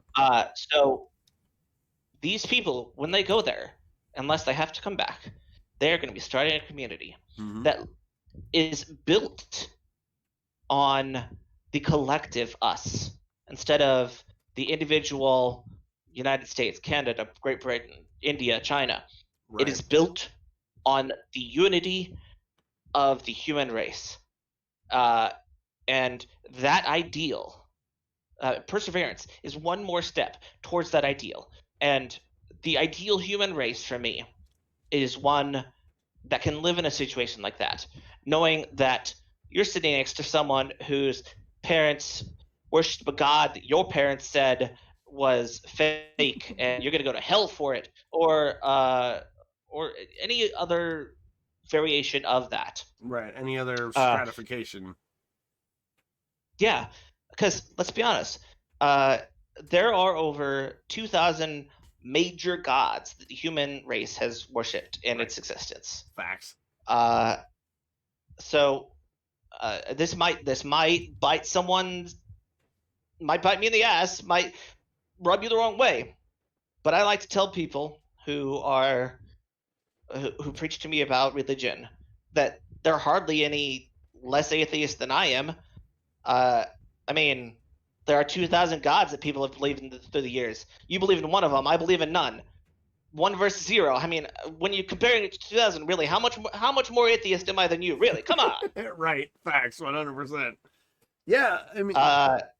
So. Yeah, it's a great point, because perseverance does hold that potential if it is successful. And look at SpaceX and all the private space things that have come about in the last 10 years. Like Yes, SpaceX. Yeah, chef's kiss, exactly. SpaceX, what they're doing, and like the Virgin space program with Richard Branson, who's crazy, like that dude's nuts. But, like yeah. I know he's a billionaire, but come on, man, you got billionaires like Elon Musk and Richard Branson and all these guys who are like, well, space is the place, right? But it's gonna take more than just like them companies or those people. It's gonna take the collective intelligence, wherewithal, resources, the what's the term, elbow grease, because you not only need scientists, but you need mechanics, you need fuel line guys, you need media people to sell it. And for the record, I'm not like a one world government kind of guy. Like, you can have your own piece of the pie, but I think everybody should be working towards the greater goal of the human race, for the betterment of the human collective. So if you have France and Spain and America and China, that's great. That's where you live, right? You can have those distinctions, but those distinctions should never trump or overtake what is best for humanity in general, and not just like the elite or the ruling class, but like everybody, because perseverance holds that spark of inspiration for the next generation, in my opinion. Right? You can't colonize a new world with just scientists. You're gonna need people who can work with their hands, yep, who can farm, who can build things, because you're building a world. But you're gonna need the best of those farmers, and you're gonna need the best mechanics.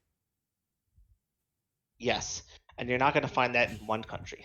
Exactly, because who's to say that Jim Bob down in Kansas is better than Farouk over in Saudi Arabia? Like, and I said those names because those are just generic names that popped in my head. Don't at me. Yeah. But you know what I mean? And that's what we're saying is perseverance holds that. It holds that hope that we can achieve greater, as long as we prioritize and celebrate and push it for what it is, I feel. Come here, kitty. But let me spin it to you this before we wrap this ramble up and we move on. Does it strike you odd that we are more successful at exploring our galaxy than our own ocean? No. Why not? No. Because the pressures required to the situations at the bottom of the ocean, where it is truly, well, not truly, mostly it's a different world. Yeah, the pressures required to get there are a completely different set of circumstances than getting to outer space. So, go ahead. No, go ahead. I was just gonna add something. So, the fact that we haven't done it much doesn't surprise me as much. Also, because of the fact that anywhere in the world, someone can look up and see the stars and be amazed by them. You can't always do that with the ocean. That's a good point. So it's sort of out of sight, out of mind as well, playing into that. That's a great point, because to me, I am a little put off that we have the ability to explore the stars, but yet we can't explore our own planet fully. And I do recognize that the environmental challenges of spaceflight and deep sea exploration are categorically different. Mm-hmm. But I'm also confounded by the argument of that we are searching the galaxy for intelligent life, but yet We don't have it here. but we failed to recognize that animal life is intelligent life in its own right. Look at whales and dolphins. Look at elephants and apes.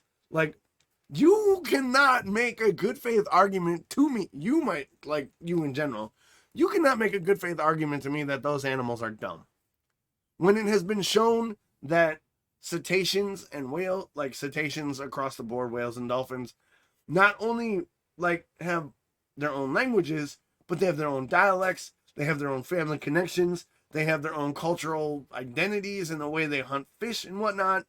You cannot tell me that wolves are not intelligent in their own way, because they have their own social hierarchies, they have their own languages. Like, when somebody says that we have to look beyond our planet for intelligent life, it just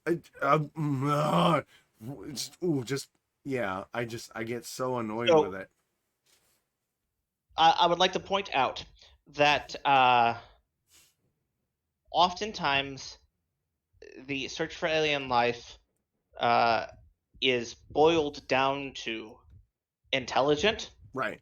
When it really shouldn't. When really the words that we actually should be using are technologically advanced. Yeah. So, well, yes, you have certainly valid points. There is intelligent life here on Earth that we can definitely interact with more. The space exploration is more looking for other technologically advanced races.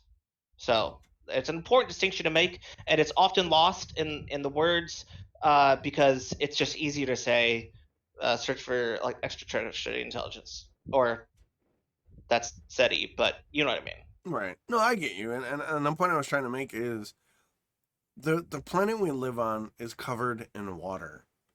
Mm-hmm. And we so carelessly shove that aside for the sexier topic of what's beyond the stars. Dude, what's in the ocean? What's down there? I want to know what's down there. I want to know what's out there too, but I want to know what's down there just as much. Because the more we can understand about our own planet, I feel will better prepare us to understand another planet. Am I crazy for thinking that? You're not crazy. But think about it this way. Okay. Can humans live on the bottom of the ocean? Not yet, but they can't live on Mars yet either. Would a human living on Mars die? I mean, we can put a dome around them and fill that dome with air. Mm-hmm. We can't do the same on the bottom of the ocean because there's way too much pressure. Yeah, I get what you're saying. It's one of those things that it's just one of those sore spots for me, because like I love both. You do have a good point. I'm not gonna lie. So, final thought on Perseverance. Really happy that it landed successfully. Really happy that it is such a diverse group, and really looking forward to the new discoveries it's going to be making. Facts. I would agree with all those points. For me, I really want Perseverance to be held up as an example of what we can do if we come together as a group and push for the best and the brightest to really have the support that they need to do great things. And I hope that something like this can inspire future generations, like, you know, Star Trek has inspired future generations, and NASA missions have inspired future generations to do Perseverance. Mm-hmm. So, all right. So we're gonna jump into, because we both are gamers. We're gonna jump into some game releases that caught our interest that are coming. We'll talk about what platform they're on, what we know about them. We'll kind of go back and forth. So start. I say a lot. I really got to get over that. Starting with Ghosts and Goblins Resurrection. Now, Tim, do you have any history with Ghosts and Goblins? Do you know anything about it? You know, I was hoping you could fill me in on this one because I have zero history with the game franchise. Okay. Tell me about it. Ghosts and Goblins is a game franchise that came back out way back in the stone age of video gaming. On the Nintendo, the NES, the little box, right? Cartridges. Yep, it was brutally hard before it was Dark Souls before Dark Souls was a sparkling from software's eye. All right. So Nintendo hard.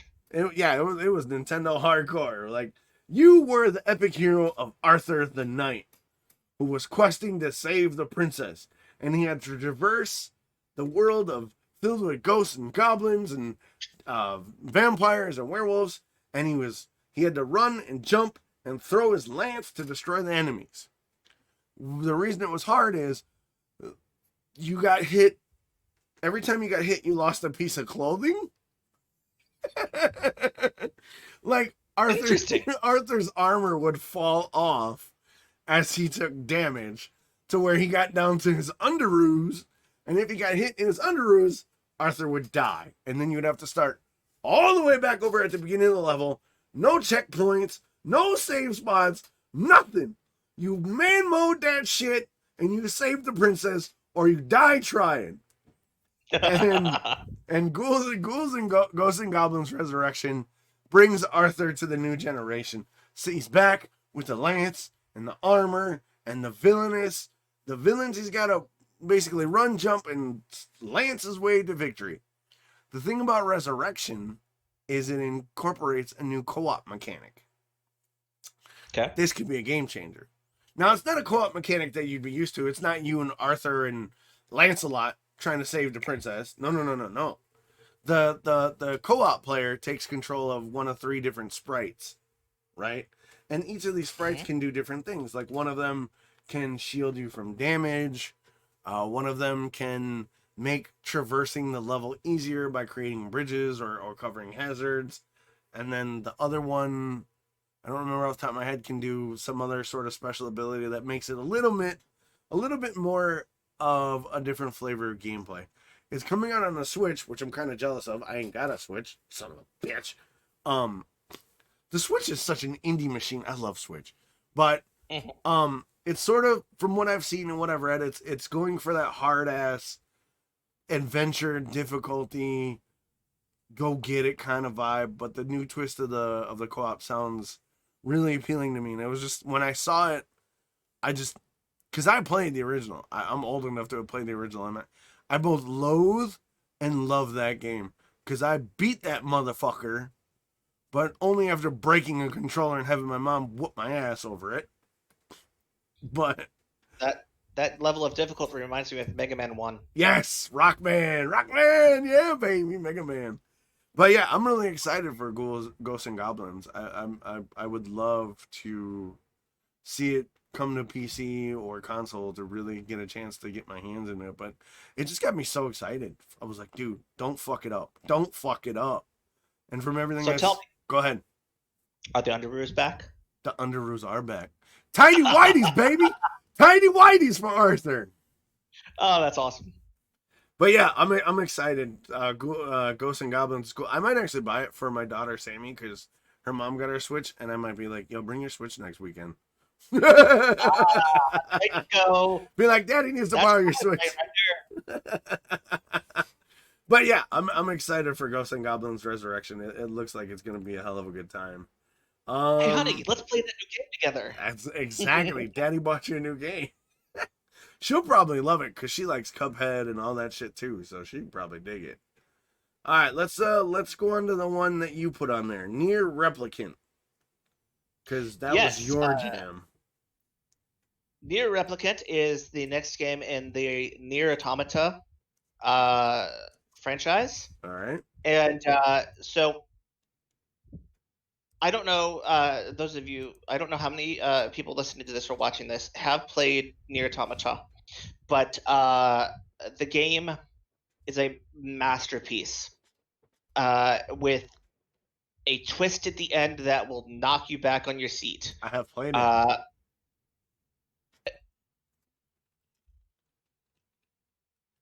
Did you beat it? Yes, only once though. Okay. So now a lot of games these days have New Game Plus Yes. options, but the great thing about Nier Automata's New Game Plus is that if you beat the game again, you get a different ending. Yes, you do. If you beat it, and there are 13 different endings. I hate that. And I also love that. That does make me a little salty as well. So I'm gonna be honest here. I watched some of those endings. Yeah, me too. On Yeah, me too. But the gameplay is gorgeous. I mean, not just the character sprites. I mean, let's be honest. 2B is kind of hot. Yeah, kind of. Yeah.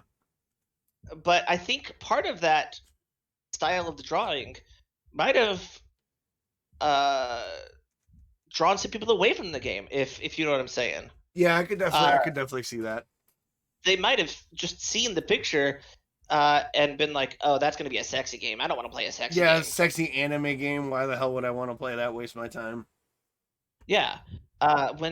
Yes, the characters are drawn to be attractive, but it's not the focus of the story. Right. And it took me a little while to realize that myself. I didn't play the game until it'd been out 2 years already. Because I looked at it and my initial thought was, oh, it's a sexy anime game with swords. Mm-hmm. I'll play something else. And then I had a friend who owned the game and told me about it, and started describing the things that they were doing in the game, and none of it was sexy anime girl with swords. No.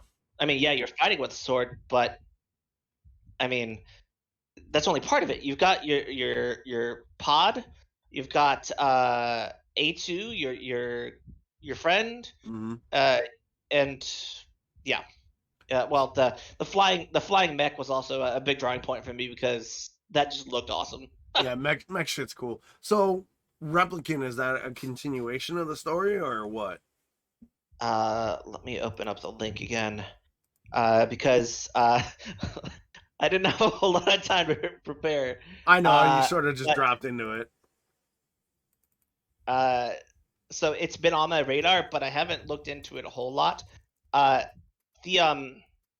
So it carries on the same mechanics as Nier Automata, but it improves upon them. Some of the sprites, they're not drawn like the androids. Okay. It's a boy trying to rescue his sister. Nice. So I mean, no flashy upskirt shots. And maybe that'll help get some people into the franchise, and then be able to, realize that Nier Automata is just as good of a game, and they can take their mind off of the animations. It almost looks to me as like it strays away from sort of that post-apocalyptic vibe that I got from Nier, like the dystopian industrial sort of vibe that Automata got, and it looks like it's a little more like wild, like nature, like just some of the screenshots. It looks like he's traveling more in the like almost like a nature reclaimed world, as opposed to sort of like the dystopian industrial sort of setting of Nier Automata. I could be wrong. I took a cursory glance at some of the images when you posted the the topic. But yeah, it definitely looks. Yeah. It looks really interesting to me. It does. I like the fact that they are improving upon the mechanics of Nier Automata, because those mechanics were tons of fun. Not just the sword fighting, but in the flying, and heck, I even enjoyed being able to glide around on Pod. Nice. Yeah. I mean, being able to safely jump from the top of a building and not die, but not being it just like superhero-y. Okay, you jump off and you land, or not just being you jump off and you die, but you jump off and you have an ability like Link's cape. That's a good example. Right. Like Link's cape, but Link's cape is gimmicky, Right. because you can't jump off a building and hold a piece of fabric above your head and be safe. I mean, you could try. But in Nier Automata, you have a droid that has propulsion systems, and it makes logical sense that it could help you safely get down to the ground. It can't carry you upward. It doesn't do that, because that would be beyond the range of, well, most technology that we know of. Yeah. But something that could help get you to the ground safely, very well within the realm of possibility. So, yeah, it looks like a lot of fun. I'm definitely intrigued to see it. But another one that I posted, that I'm curious to see how it pans out, because it is a beloved franchise, is the new Pokemon Snap. Yes. Now, I'm not like, Pokemon isn't my jam. Like, I know about it. I watched the Pokemon craze develop, and back in the day, I did play Pokemon Snap on the N64. Oh, that's not the link. There it is. I posted the wrong link. My bad. We're both posting links. I'm excited to see what changes they made, because Pokemon Snap, you basically were a kid who got paid to take pictures of Pokemon on an island, and you had to go around and find all the different Pokemon and really hone your photography skills, because the better the photo, the more money you got, the more cool stuff you could unlock. But yet there was also secret Pokemon that you had to go search out. And I'm curious to see what Pokemon they have, what kind of photography stuff they do, and what the overall sort of like premise of the game, outside of see Pokemon Snap, Pokemon get paid for Pokemon, is. I want to see if there's an evolution to the formula. Are you familiar with Pokemon Snap at all? Oh yes. Oh Lord, here we when go. that game came out, it did not seem like a game that should work. Nope, not at all. I mean, you're sitting around a pod and you're not interacting with things really. You're taking pictures. Nope. Whoa. But then you play the game and you're like, oh, was that a Gyarados? Is that a Gyarados? Oh my god, that's a Gyarados! Click, click, click, click, click. Oh, damn, those pictures sucked. I'll have to try again. It shouldn't work, but it does. It does. So, coming back to it, I am excited. I have a Switch, and Bastard. not gonna lie, that I'm probably gonna get it when it comes out. I know. I figured you would, because you like. I know you mentioned you cursory mentioned Pokemon to me, and when I saw Pokemon Go coming, or Pokemon Snap coming out, I knew it was something that like you might have had a familiarity with, and I played it back in the day, and you're right that want to get the photo just right was something I remember as a kid or an early teen, like trying to be like, dude, did you see the way I shot that and I got it just right, and I got 20 credits or 20 coins for it? Like, you ain't got a better photo than me. And then my sister would be like, oh yeah, watch this, and I'd be like, you bitch.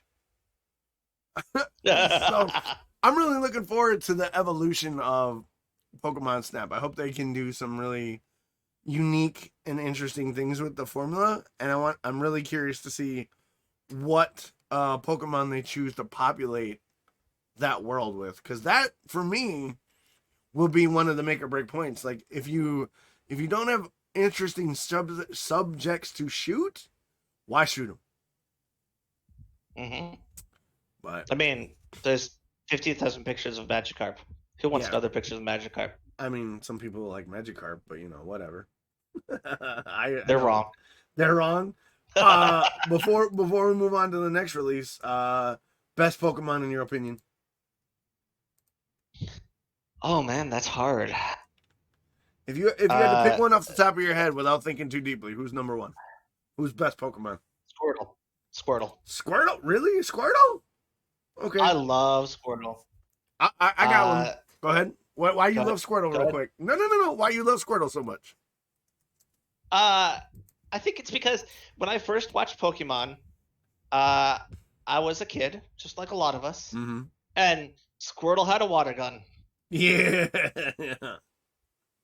Okay, I guess. And it was something that I, as a little kid, could connect with. And then Squirtle got sunglasses, and it was the end game. Squirtle gang, yep, for life. Squirtle gang for life. I got you. Me, my favorite Pokemon, and I was a little older when Pokemon dropped. I was probably like 14, 15, so I was a little older. I was a little more angsty. So my favorite Pokemon of all times, Mewtwo. Mewtwo is great. I love Mewtwo because of the story of he was created and how he rebelled against basically being a slave and tried to fight for the freedom of Pokemon, but yet he was misguided because he wanted to free Pokemon that didn't necessarily want to be free, you know? Sure. And I thought the story of Mewtwo, as well as the character design, was the dopest shit in that world. And my siblings were younger than me, so like they were all like Squirtle and Pikachu. I was like, no, Mewtwo's where it's at. He's the man. But yeah, Mewtwo is a great choice. He is, and it's way up there on my list. I just don't. Maybe Mewtwo's not higher on my list because there's not a lot of Mewtwo in the world. Right. There's way more Squirtles, there's way more Pikachus and Snorlaxes and whatnot, but you see Mewtwo like what, twice? Yeah, pretty much. Yeah, that's part of the draw for me too, is he was unique. That is, yeah. So I wasn't as big on Squirtle until the Squirtle Squad came out. Yeah. And just the mechanic of this group of, well, not really Teenage Mutant Ninja Turtles, because they weren't. Right. I mean, it was kind of reminiscent, adjacent at least. But the group of Squirtles just running a gang and taking people for everything. Yeah. That just broke me up. That was hilarious. Yeah, that's great. I'm excited. I can't wait to see what it is, because Pokemon just has that inherent innocence and childlike quality to it that I think is definitely needed more of in the pandemic. So another one we're going to talk about is Outriders. Now, this one's been on my radar, but it's not necessarily up my alley. Outriders is a third-person action sort of RPG hybrid kind of game where you get these set classes, but through RPG like progression mechanics, you can build how you want to build and diversify their skill sets and everything.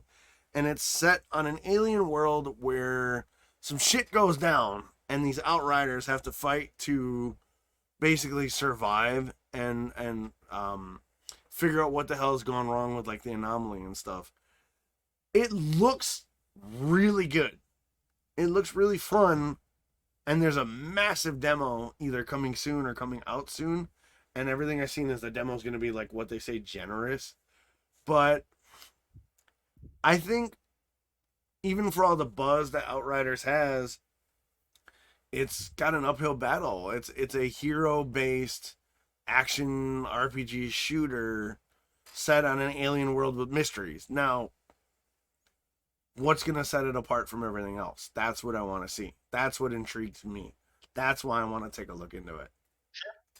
To answer some of that, at least, the game looks like a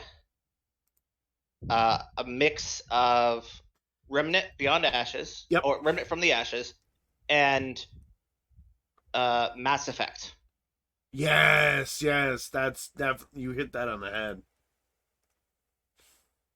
and both of those, so Mass Effect more than others because it was 3 games, well 4, and Remnant was only 1, but both of those games just drew me in. Right. And so I'm at least going to give Outriders a damn decent try, because throwing in uh, the bio, what's the word I'm looking for? The biomancy, Biopowered. the biotics. Uh, Biotics, yes, thank you. Why was I spacing on that word? Anyway, throwing in the biotics from Mass Effect with the advanced technology instead of the remnant portion where it's destroyed world, Mm-hmm. but you still have the mutations and the monsters that are very reminiscent of the Remnant game. I think it's only going to be fun. I hope that the story is engaging enough and different enough, but I think that even if it's not, even if the story is not, a shiny new piece of literature, I think the game will still be fun to play just because of the genres that it is sort of built from. What are your thoughts? Yeah, I would definitely agree. Like as I was looking at the art, and it definitely does have that like destroyed world, remnant from the ashes, kind of fallout on an alien world kind of vibe to it. It's very much got that sort of biotic inspired Mass Effect, but I saw a little bit of Destiny in it with like some of the character designs and some of the armor Okay. set. So like I could I could definitely get into that. Like I don't play a lot of that because of my hand deformities, but when I was looking at the promotional art and watching some of the trailer stuff, it's definitely got the exploration side of it. Yeah, I definitely hope they learn their lessons from Andromeda too, Zim. But it there's something to it that makes me want to explore it, even though it might not be where I'm super competent at the game. But I want to, if I can run the demo, I definitely want to play the hell out of the demo. And if I like the demo Mhm. enough, and that's the other thing too, is you can do solo or co-op, and it's styled around sort of a hub world where you interact with NPCs and then you Mhm. set off to do the mission. So I'm interested. I'm interested. But one, they got to pull it off and make it distinct from all the games that sort of pulling inspiration off. Otherwise, it's gonna die on the vine. But I'm Sure. I'm definitely intrigued about it for sure. And then Uh, I think that as long as they covers. don't, Go ahead. and as long as they don't make the same mistakes, like Zim said, that Andromeda did, I think they'll be fine. Yeah, pay attention Now, to the modeling for you like sure. Andromeda? For those of you who like Andromeda, I liked Andromeda too. After it had been out for a couple years. Yeah, the Mm. modeling on Andromeda was so bad, so bad. But yeah, I think that was a good suite of game releases this week. We'll look forward to checking those out. So I guess we'll move on to the happy ending as we're kind of dovetailing it here. We've got two stories for the happy ending as we always do. Because I went first in the ramble, Tim, would you like to handle the happy ending for you first? Sure. So, my good news story for this podcast is related to the storm stuff that is happening in the United. For those of you who don't live here, climate change has caused much of Texas and southern United States to experience lower temperatures than they have Ever? ever for an extended period of time. And it's not just having an effect on the people. The people are getting tons of help from the government and from other states, Now? but it was, well, it takes a couple days to organize those things. Yeah. But it was very good to see, for me, that not only are people doing that for other people, they're doing that for the animals. And a great example of that is the tons of people who are just going out there and grabbing sea turtles out of the water because they're getting too cold and taking them to a place where they can stay warm because these endangered animals would die. They don't know better than to not come up because climate change. They're long lived. They have memory. They go back to where they're familiar with, and where they're familiar with currently is not habitable to them. So people are spending all of their days going out and getting sea turtles out of the water, almost comatose from the cold, taking them to places where they can be warm, and saving these endangered species. And it just that sort of thing to not only help the people but also help the wildlife in extreme situations like these uh, is really inspiring. What are your thoughts? I'm when you posted this, I had heard about it. On I perused it on Twitter. I kind of knew what was going on, but I didn't really understand it till you put it in the document. But the the one thing that impresses me so much about this story in general is the people in Texas didn't have water, didn't have power. They were freezing their asses off, and they went out and rescued a shit ton of sea turtles amidst the frigid temperatures and frigid waters when they themselves didn't have heat and water. Now, the reason this is such a big thing is for those of you that are well, you should all be familiar, but sea turtles are cold blooded. And when the water temperatures drop, their blood temperatures drop, which causes a stasis called cold stunning, which basically it basically leaves them comatose and near death because their circulatory system shut down because of the exposure to the cold. They have no way of internally regulating their body temperature. So even more so than us, they're subject to the whims of the temperatures of their environment. Where humans are warm blooded, they can warm up by putting their hands in their armpits or between their legs and they can put a jacket on. Turtles don't have those luxuries. Their circulatory system is warmed by their environment. And when thousands of turtles washed up on the beach to see humans that were suffering through frigid temperatures reach out and rescue another life, another form of life on our planet. And a lot of them, these people weren't tweeting that they were doing it. It was these communities that were saying these people need to be recognized because even though where they have no power and no food and no heat, they're braving temperatures that are so unnatural to us here in Texas, us meaning the poster, that they have no they don't have to do it, but they did. And sea turtles are endangered. We could lose them. Like one of the quotes in the article, there was a tweet by Sea Turtle Inc. said that they personally have dealt with almost 4,900 cold stunned turtles. Mm-hmm. That's insane. That humans could do that. Now, some of the rescued turtles were done by like the game wardens in Texas, but the majority of the effort has been done by volunteer workers, and that is fucking amazing that they can do that. Much like Perseverance, go ahead. Go ahead. Much like Perseverance, the community came together and did something. Like they did something to protect life, to help another life.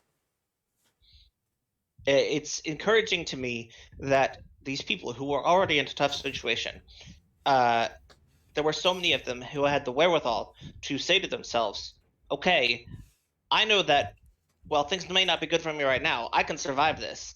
I've got support systems. People are helping me.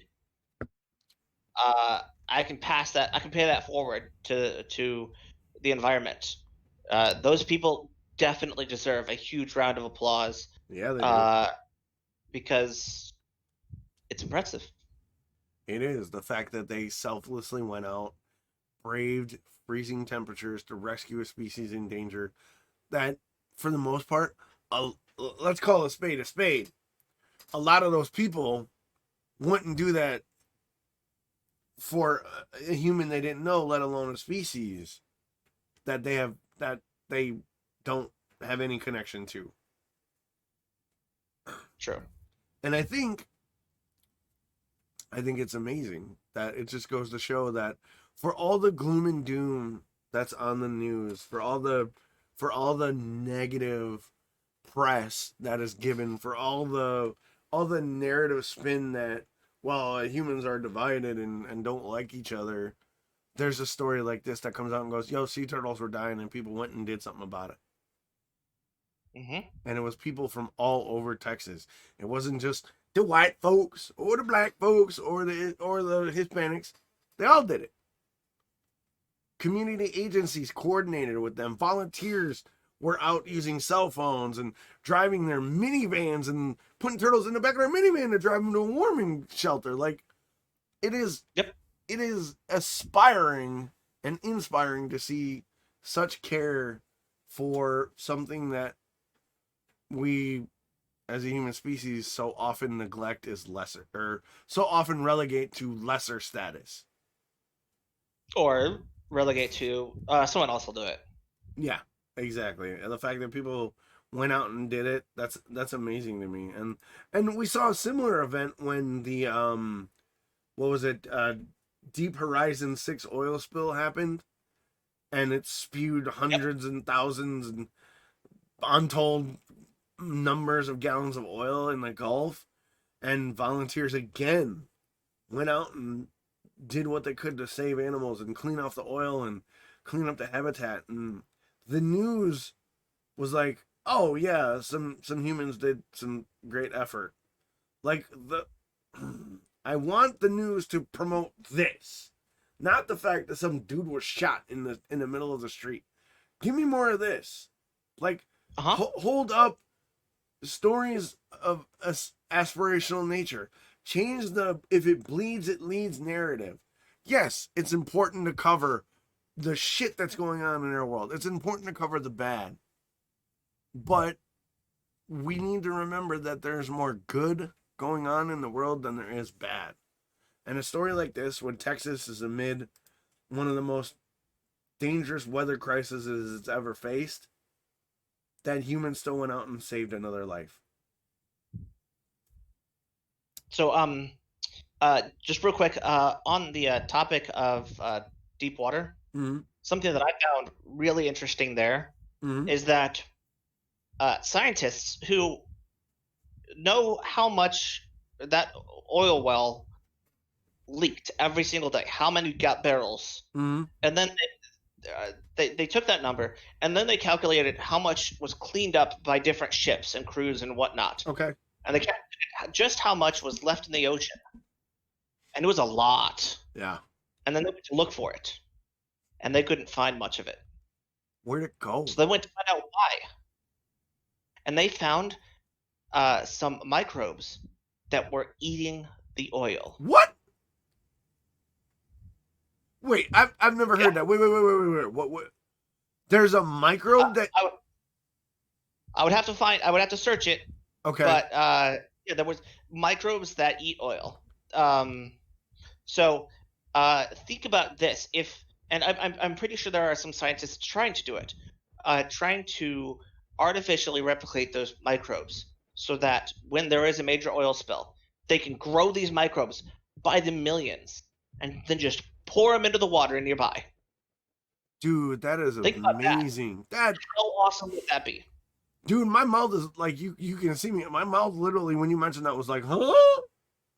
Like, that would be phenomenal. That would be a game changer in environmental cleanup efforts, at least in the case of like an oil spill. But holy I had not heard that. I had not heard that at all. That's amazing. That's super dope. If deep water had been more recent, I might have covered that. Yeah, no, As my happy ending. that's fucking cool though. Like that's amazing. But yeah, like I mean, how much cooler can you get than humans in the midst of polar vortex getting out there and rescuing endangered sea turtles because it was the right thing to do? Like, come on. That's just awesome.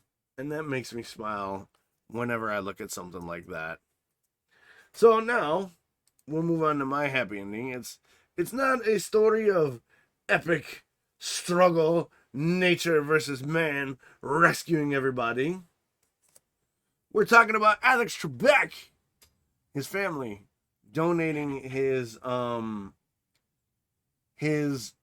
Trebek's family donating a portion of his wardrobe to people who need it, like charity outfits that help dress people for getting job interviews. Now, for those of you that are unfamiliar with Alex Trebek, I don't know if there's many out there. Alex Trebek, for many years, was the host of a TV game show called Jeopardy. It was a quiz show, and Alex Trebek recently passed away from, I believe it was prostate cancer. I'm not sure, but I know he died of some sort of cancer.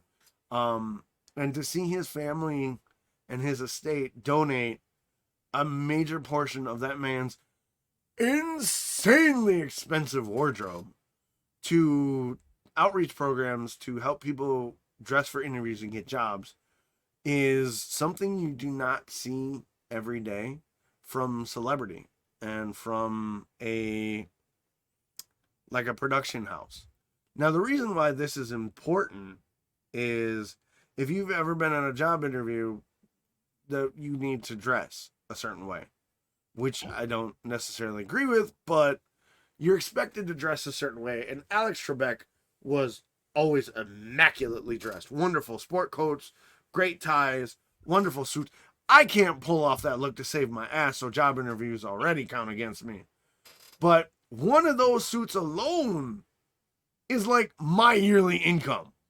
And they just donated a shit ton of them to outreach programs that said, huh? Total of 14 suits, Yep. 58 dress shirts, 300 neckties, 25 polo shirts, 14 dress sweaters, 9 sport coats, 9 pairs of dress shoes, 15 belts, 2 parkas, and 3 pairs of dress slacks. Yeah, that's a game changer for people looking for jobs. Yes, because too often in our world, people look at your outward appearance, and not to say that that's wrong. I mean, after all, we're visual creatures. That is, it's the first thing you see. Mm-hmm. You don't, when you meet somebody, what else do you have to go off of? So it makes perfect sense. But yes, you're right. There are a lot of people who put too much weight on that.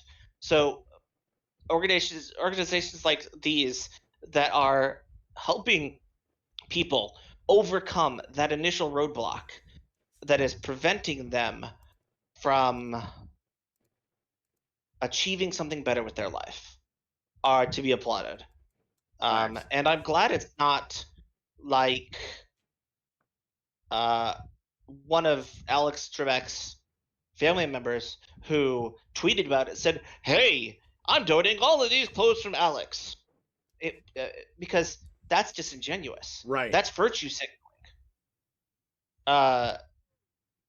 But the fact that it's a different group of people who are reporting on this, who just learned about it and are like, "Hey, pay attention to this," that makes it more genuine. Yeah, and then this article, it's a great story because it brings up a key point in the whole job outlook. A lot of times you hear people who are out of work being like, I'm trying to do everything I can. And they're also met with, well, why don't you just get a job? Well, there's a hidden cost to getting a job. Mm-hmm. And it's not addressed in the whole job. What's the word I'm looking for? The whole joblessness crisis or the unemployment crisis. Getting a job Sure. costs money. And if you don't There you have go. money, your prospects of getting a job are significantly reduced because, one, you're expected to dress a certain way.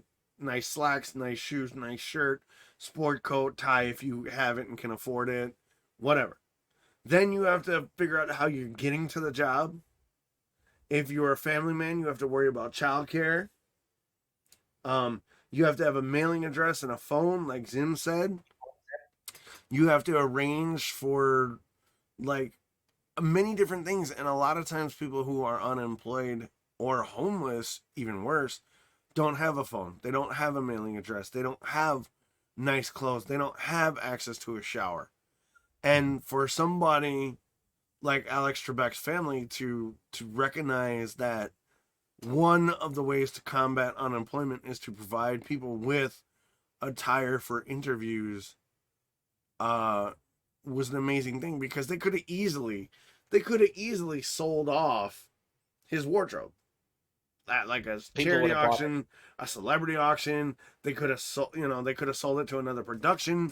Oh shit! Just dropped my tea. Hang on. It's in a bottle. It's fine. It's fine. um, um, they could have sold it to another production house because I'm sure there's an actor or a host that would fit Alex Trebek's frame. Like they could have easily So repurposed that shit for another show. now, on the other hand, think about it this way: if they had sold it to fans, how much money could they have made, and then bought maybe not Gucci suits, but regular nice clothes like a Walmart or a TJ Maxx? How many more suits could they have bought? I mean, how many more suits and other accoutrements could they have bought with the money they could have sold? I mean, made by selling. Now, I realize that once you have made money by selling something, the incentive to go spend it on something else drops way down. Right. So maybe avoiding that, but it's something to consider. Yeah, that's a good argument. Like, could they have made a lot of money by auctioning off those suits and then purchasing even more clothing to furnish those outreach programs that they reached out to? Possibly, but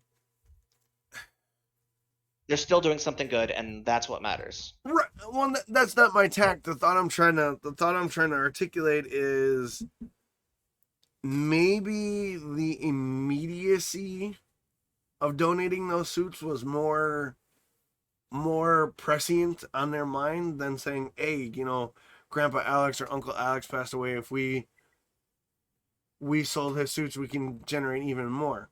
Maybe that was it. Or maybe it was, if they sold those suits, do unscrupulous family members put their claws in the pie? I'm sure there was some of that consideration as well. Yeah, it begs the question of, um should more celebrities or more celebrity estates do similar things to give back to the people that built them up? It's like what Chris and I talked about last week about the we pay your salary, so we're entitled to know your details. Should should this be a trend for celebrities? I don't think it should be a mandatory trend, but would I like to see similar things of celebrities who have passed away maybe donating some of their personal wardrobes or personal, like, things to generate positive change to people who need it? I think it would be a nice way of giving back, but I don't think it should be in any way mandatory. I think it should definitely be a consideration.